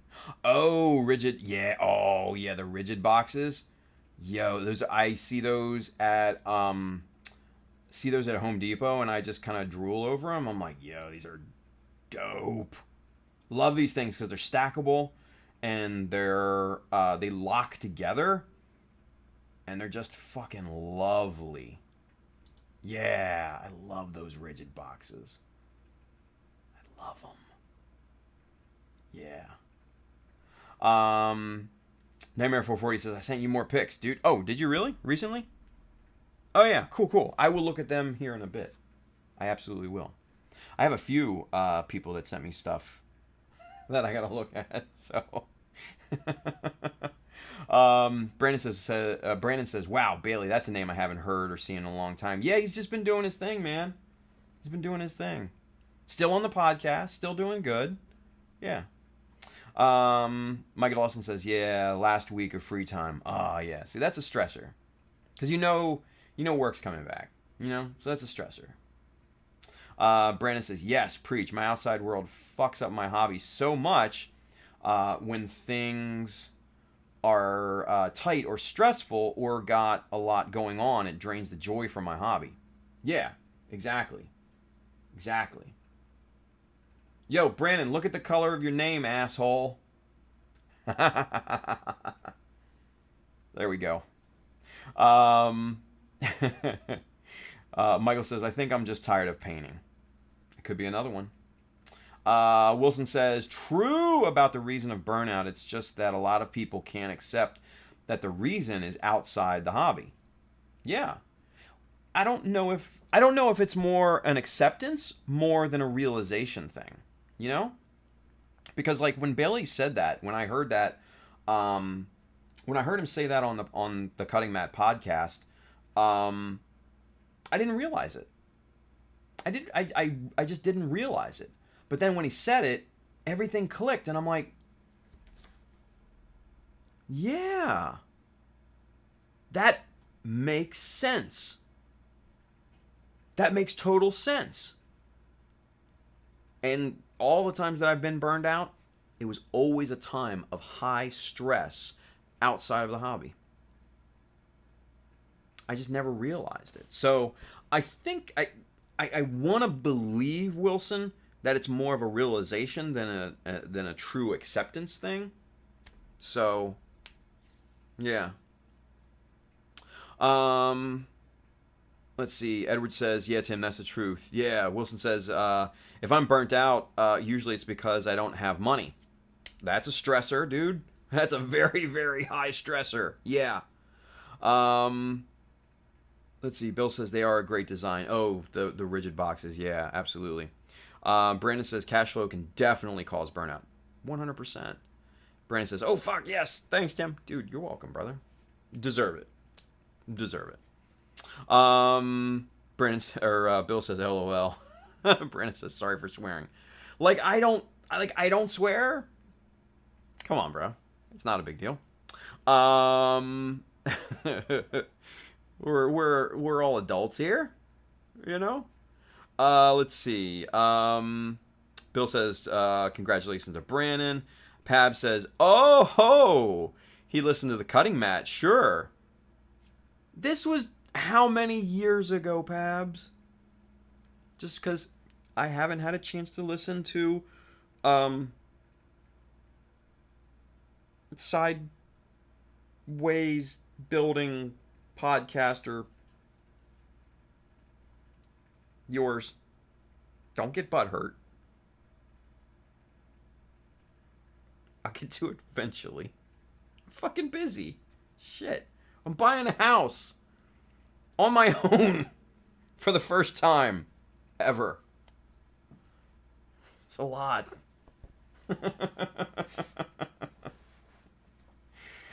Oh, anyway. Excuse me. Brennan says, haha, Pabs has still not listened to the first episode. No, I haven't. Just one of those things. Let's see. Let's see. Where do we leave off? Bill says, always nice seeing someone become a mod. Yeah, dude. Brandon's deserved it. He's old school. Yeah. Rami Bro, he says, yo, I have a question. We have a question. Rami says, do Gunpla guide books help out? I ordered one. Depends on which one, dude. Because there's a lot of books out there. There's a lot of modeling books. Some are better than others. Some are worse than others. Depends on which one. Tell me which one you ordered, then I'll tell you if it's good or not, if I have knowledge of it. Wilson says, haha, good point. But I can't accept I don't have money. Yeah, me neither. Me neither, dude. Me neither. Julio says, damn, you still ain't listened to our shit. He says, I'm about to close this window and unsub. I love you, Julio. Pabs is laughing. Pabs says, my heart dies every day he doesn't. Colin says, hey, Tim, thanks for checking out my podcast yesterday. Oh, no problem, dude. It was great, by the way. Yo, if you haven't checked out Colin's podcast, I highly suggest that you do. It's available on all the different podcast locations. And his first podcast that I listened to yesterday was really, really good. Very informative. He went through kind of the details about producing like the scribe guides and stuff like that, how he kind of laid out the 3D and everything, and you know, kind of how he printed those out, and kind of the trials that he went through. Very, very interesting.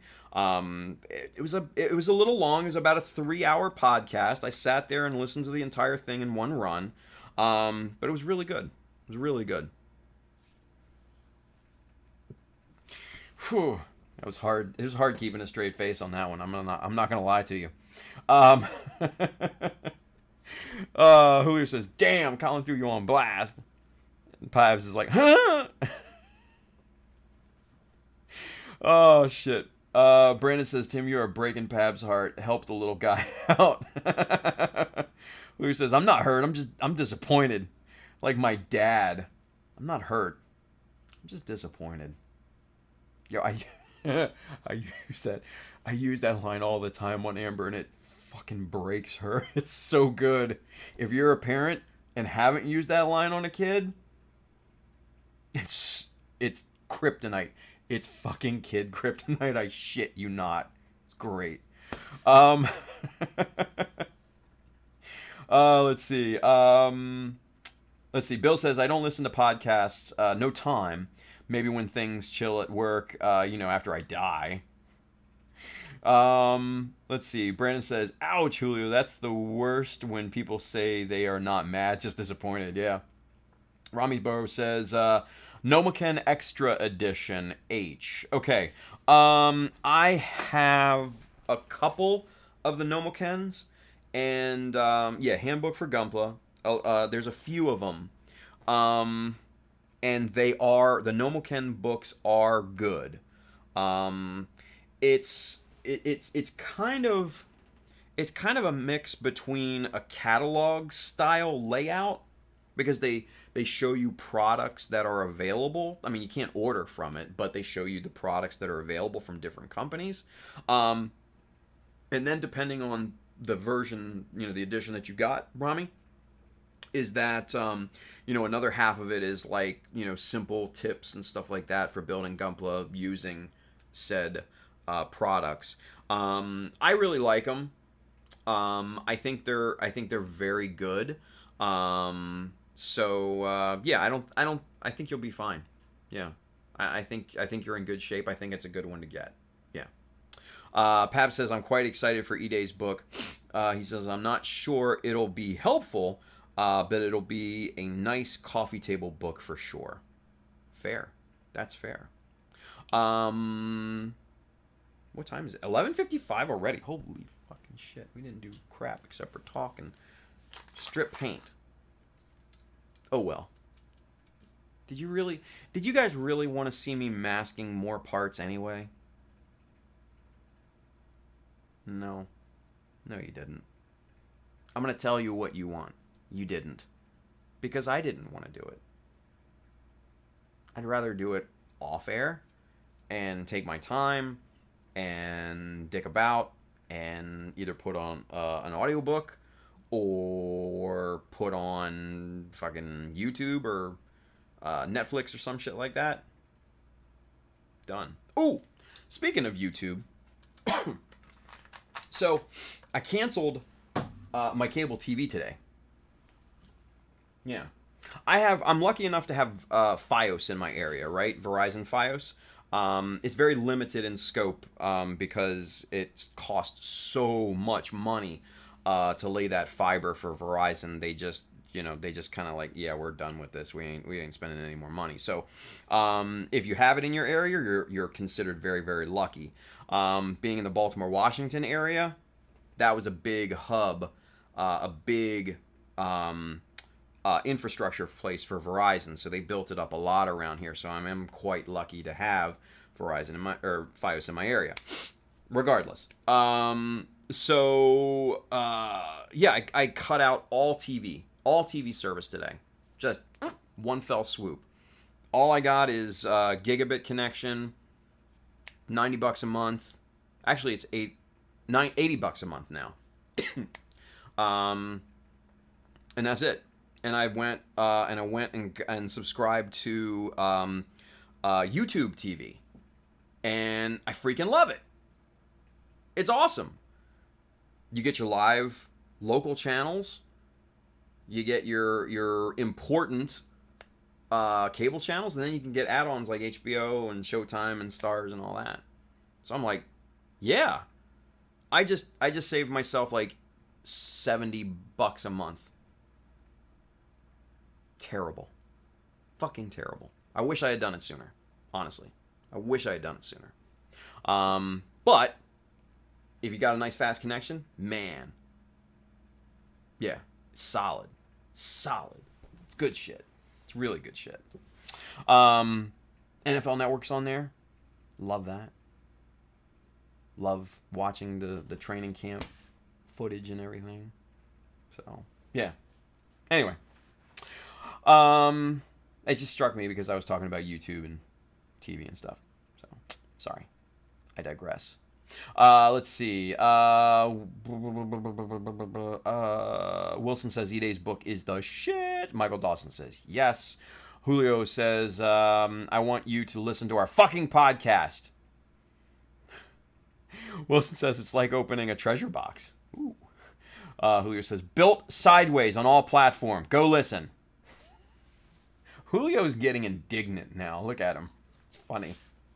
Rami Bro says, Wooten Yee. I don't know what that means, but hey, that's what's up, Tim. Thanks for the advice, bro. Dude, you're welcome. You're welcome.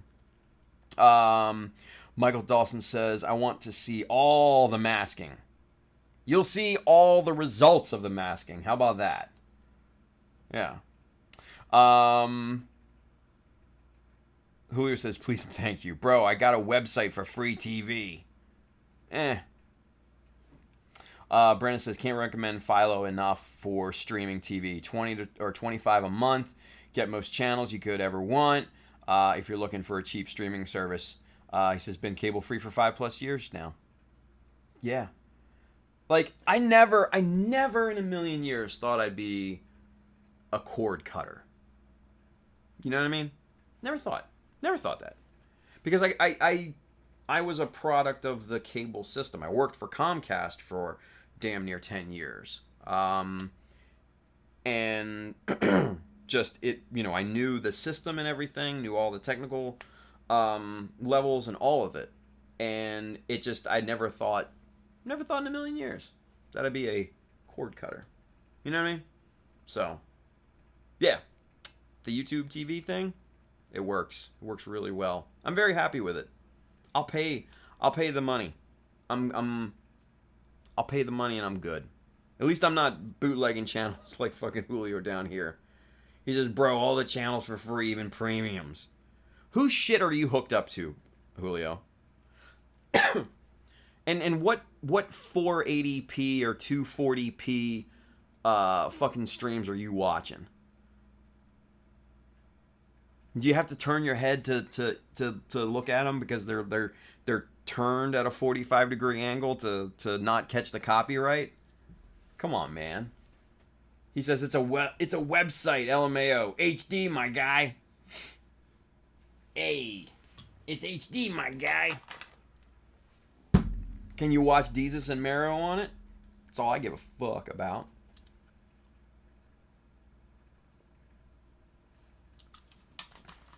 Shut up, stupid. Come on, my guy. Anyway. Yeah. But yeah, no, I'm really enjoying the YouTube thing. Really enjoying it. Bright Guy says free channels. Yeah. Jashawn, what's going on, Rhea? She says Plex plus OTA antenna, get all your local channels for free. Yeah. I have a Plex server. I don't care for antennas all that much, so I'm like, not big into it. Not big into it. Julio's like, dead ass, all premiums. All the premiums. Dead ass, yo. Come on, my guy. Oh, funny as hell. Anyway, Bryn says, I'm grandfathered in, so I pay $16 for Philo, $13 for Netflix, get Disney Plus and Hulu for free with Verizon, and $65 for internet. Can't beat it. Nice. Let's see. Jashawn says, one of those cheap indoor antennas works fairly well depending...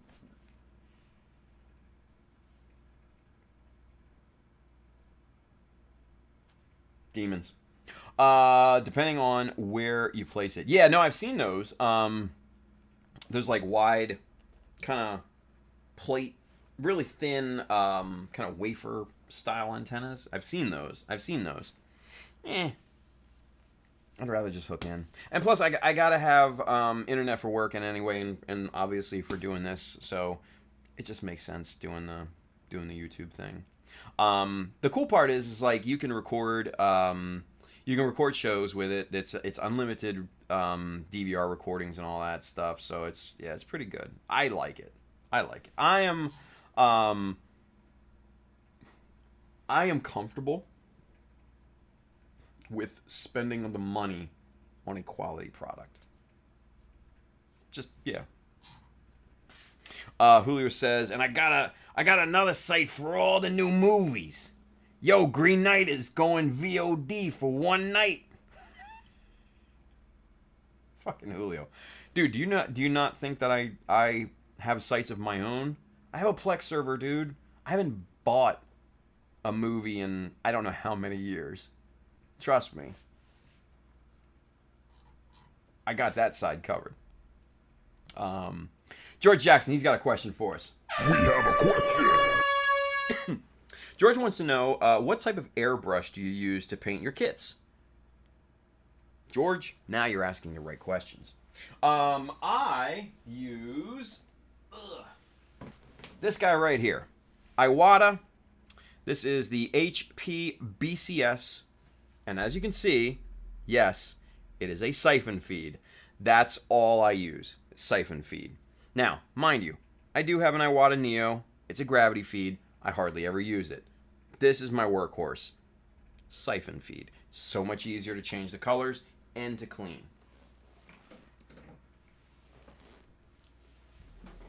All these people talking about, oh, yo, gravity feed's the best, blah, blah, blah, blah, blah. Have you tried a siphon feed? Like, really tried it?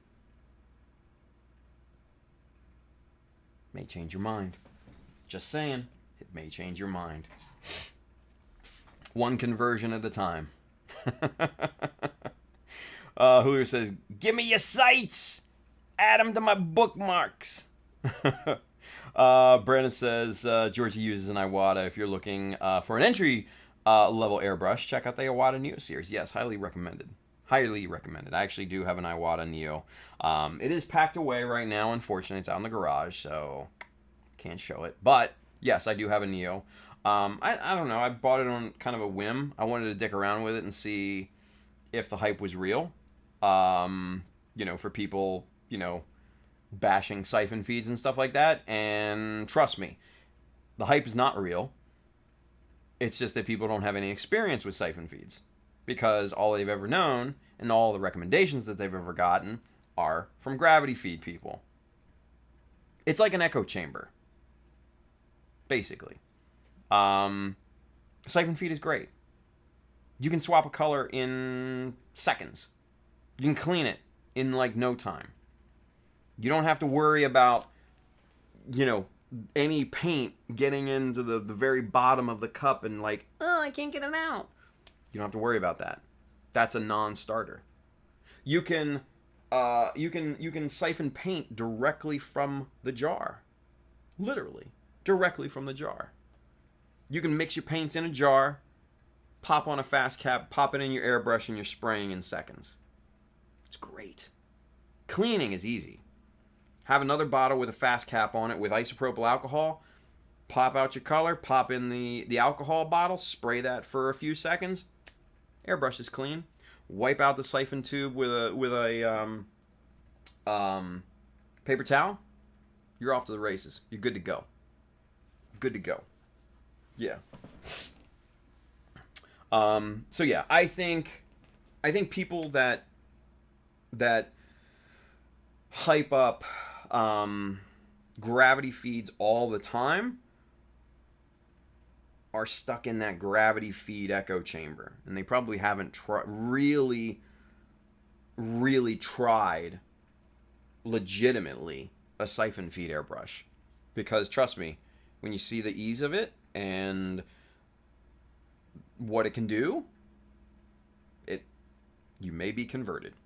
Now, are there pros and cons? Yes, there are pros and cons. But to both, there are pros and cons. Pros on the gravity feed, yes, you can drop your pressure down very, very low and get a very, very nice smooth gradient out of that gravity feed airbrush. Cons, harder to clean, a little harder to maintain. And if you get shit in that weird limbo area between the cup and the spray path, I mean, it's over. You're done. Cancel Christmas. Might as well get a fucking jackhammer and pound that thing. On the flip side, siphon feed. Pros. Easy to clean. Does a great job. Spraying right from the bottles. Quick color swaps. Cons. You can't get as low a pressure, so you can't get those really nice smooth gradients as much as you can from a gravity feed. Now, if you don't, and like what Bill said, gravity feed is best for shading and highlights. Exactly. 100% agree. If you don't do shading or highlights, like I don't, what's the use? You know what I mean? What's the use? Siphon feed is great and Bill is dead on. Siphon feed is best for swapping between colors for full coverage. Exactly. I have small 1 ounce bottles. I have big 2 ounce bottles that I mix my clears in. I also have my primers in those, and a 2 ounce bottle. Yeah, they're over there. I'm not going to get them for you. But a big 2 ounce bottle will prime your entire model. hands down. Master grade. Let me qualify that. Master grade. It'll prime your entire master grade. A 2-ounce bottle of clear will clear that entire master grade. Probably 2. Depending on the size, of course. But, yeah, for my system, for my workflow, siphon feed makes all the sense in the world. Just does. And I know there are a lot of other people that work the same way that I do, that don't pre-shade, that don't highlight, that don't do gradients or any of that, fancy schmancy stuff. I know there are a lot of people out there that do that, but they're still stuck on gravity. It's a shame. You can't lead a horse to water. Well, technically you can lead a horse to water. You can't make him drink. I fucked that saying up big time. Anyway. Brennan, we read that already. Shit. Brandon says, I just found my Neo siphon feed again. Gotta buy some paint bottles for it. Yeah, dude. Brandon, the master paint bottles on Amazon with the metal siphon cap, the fast caps, they're great. You can also get the Badger branded bottles, jars that you can buy Badger fast caps on, and you can actually trim the siphon tube because it's kind of like it's not necessarily it's a semi-rigid plastic. It's rigid, but it's still got some flex to it, and you can cut through it. Those are great. Links on the Amazon page. But yeah, I've got 24, or I think I had 24 of the Badger bottles, and then I had a dozen of the Master siphon bottles as well. And yeah, they're all amazing. You can mix paints in them and keep them and store them and all that stuff. So yeah.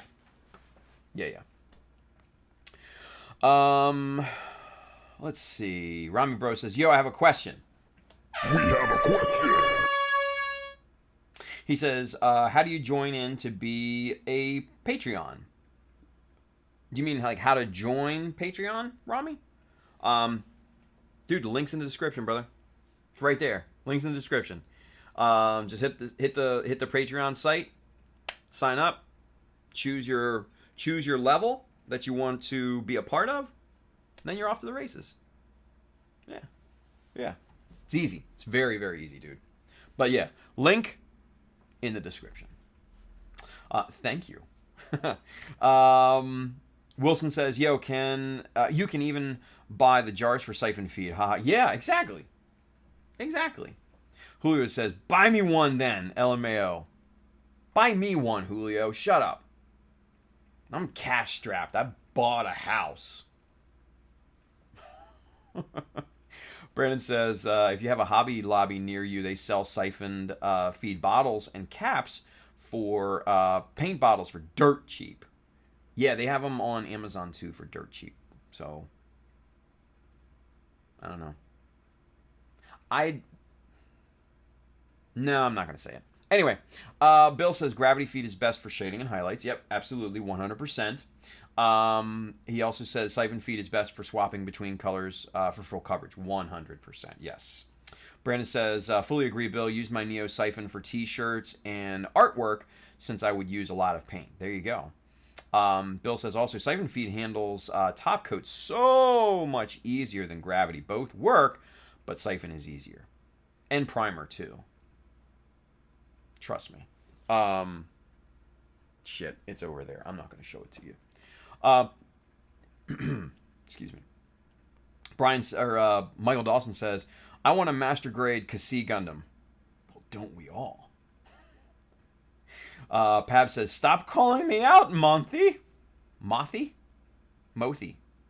Timothy? Is that what you're getting at, Pabs? Okay. You ain't getting that sock, motherfucker. Shit. I'm gonna cancel that UPS order. God damn it. Bill says, major word of advice. If you plan to use your airbrush for miniature painting, go gravity feed. Yeah. That's 100%. I totally agree with that. Mainly, and this is the big point, is because since you're working on such a small scale for minis and stuff, you can take off the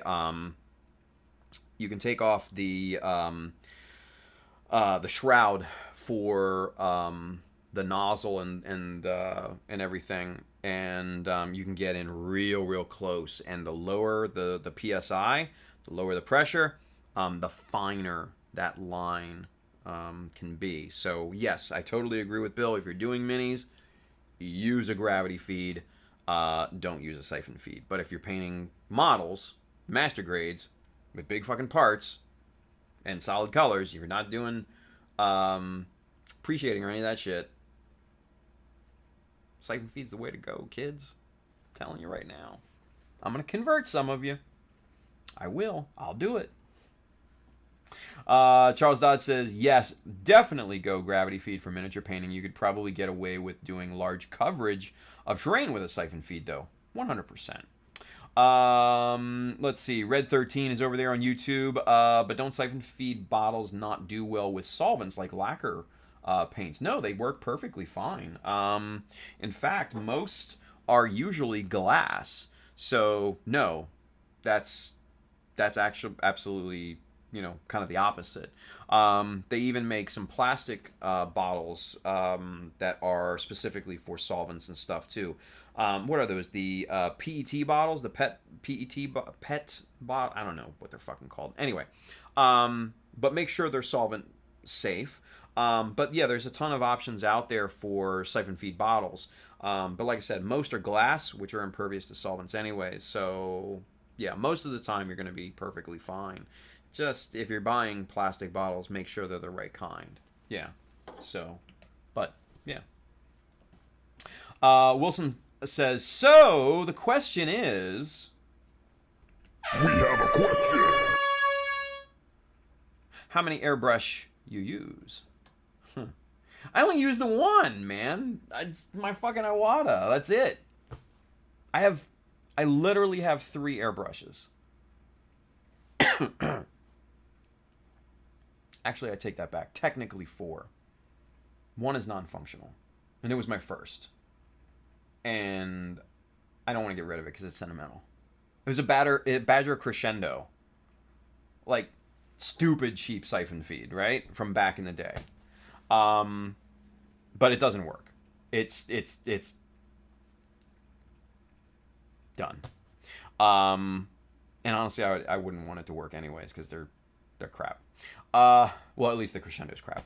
So I have the Iwata, I have the Neo, I have the Neo, I have the Eclipse, and then also Mr. Case from Otaku ME gifted me one of the Otaku ME branded Wave airbrushes.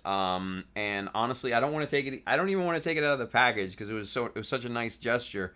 I kind of just display it and remember my time over in Dubai because it was amazing, and all those folks over there were so freaking nice. It was just such a good memory. I don't even want to take it out of the packaging. I want to keep it as a memento, basically. So yeah.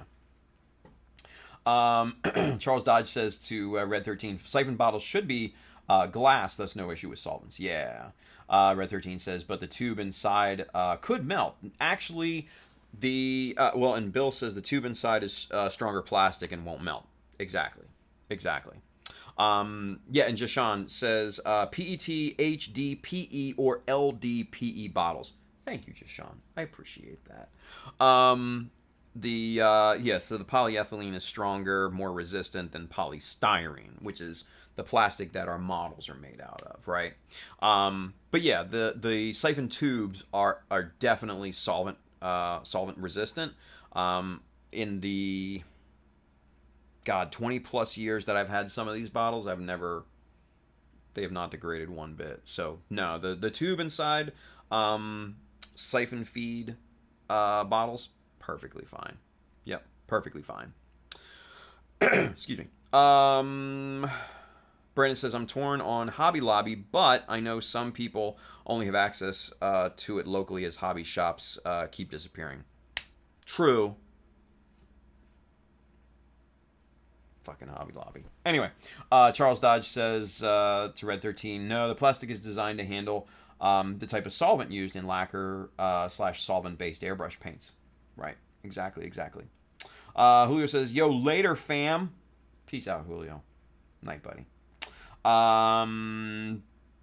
Brandon and Bill both say good night to Julio. Yes.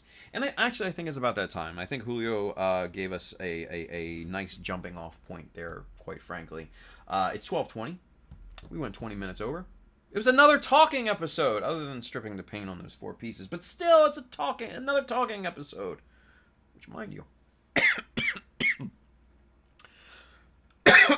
my throat's getting dry. So that shows you it was a talking episode. But mind you, I don't dislike talking episodes. I really like them. We answered a bunch of questions. We talked about a lot of cool things, right? I love these. I really, really do love these.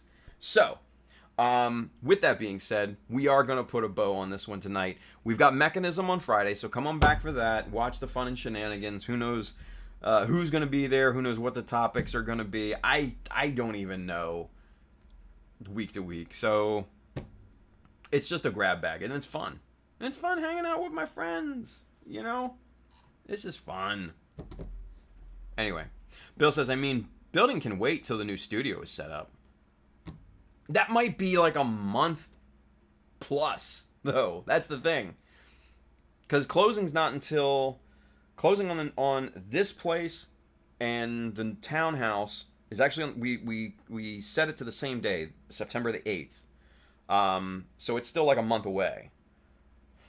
And then there's the date that you take possession of the property, obviously, which is a few days after. So it could be a ways away. I'm not gonna lie. And I do want to. I actually do want to get the Quel done here. I want the Quel to be the last model in this space. You know, I want to be able to remember when I look at the Quel. I want to be able to remember, hey, that's the last one in this studio, right? So, again, I'm sentimental. It's a memento thing. It is what it is. Brandon says, thanks for another good episode, Tim. An honor to be a mod. Dude, you earned it, brother. Get the fuck out of here. You earned it. Yeah. But anyway, kids. Mechanism is on Friday. Come on back for that. I'll be back on Monday doing the streams again. I hope... Well, no, I should say we will not be masking anymore. Because I'm determined to get this fucking masking done by Monday. And I have a lot of time, so I think it's doable. But anyways, if you're interested in any of the tools and materials that we work with here on a semi-nightly basis, check out the Amazon link below in the description. I do get a bit of a commission based on the stuff that you buy, but it does not increase the cost for you. It just goes to help out the stream and further what we do here. A lot of cool stuff in there. Tools and materials, books for inspiration, gear for photography and streaming if you're into that, and then also all of the storage solutions, which are great. So go check that stuff out. If you want to rock one of these awesome Grizzly t-shirts from the Mecha Decal Insignia series, man, go hit up www.childofmecha.com. Hit the store button up at the top. You will see this shirt and all of the other Mecha Decal Insignia series shirts in there, as well as the Ace Pilot series, and a bunch of other t-shirts, hats, and also prints of my work. So go load up on that stuff too. And if you're interested in really showing your support for Child of Mecha and what we do here, man, go and sign up for the Child of Mecha Patreon. But only if you have the means and the inclination to do so. Yeah.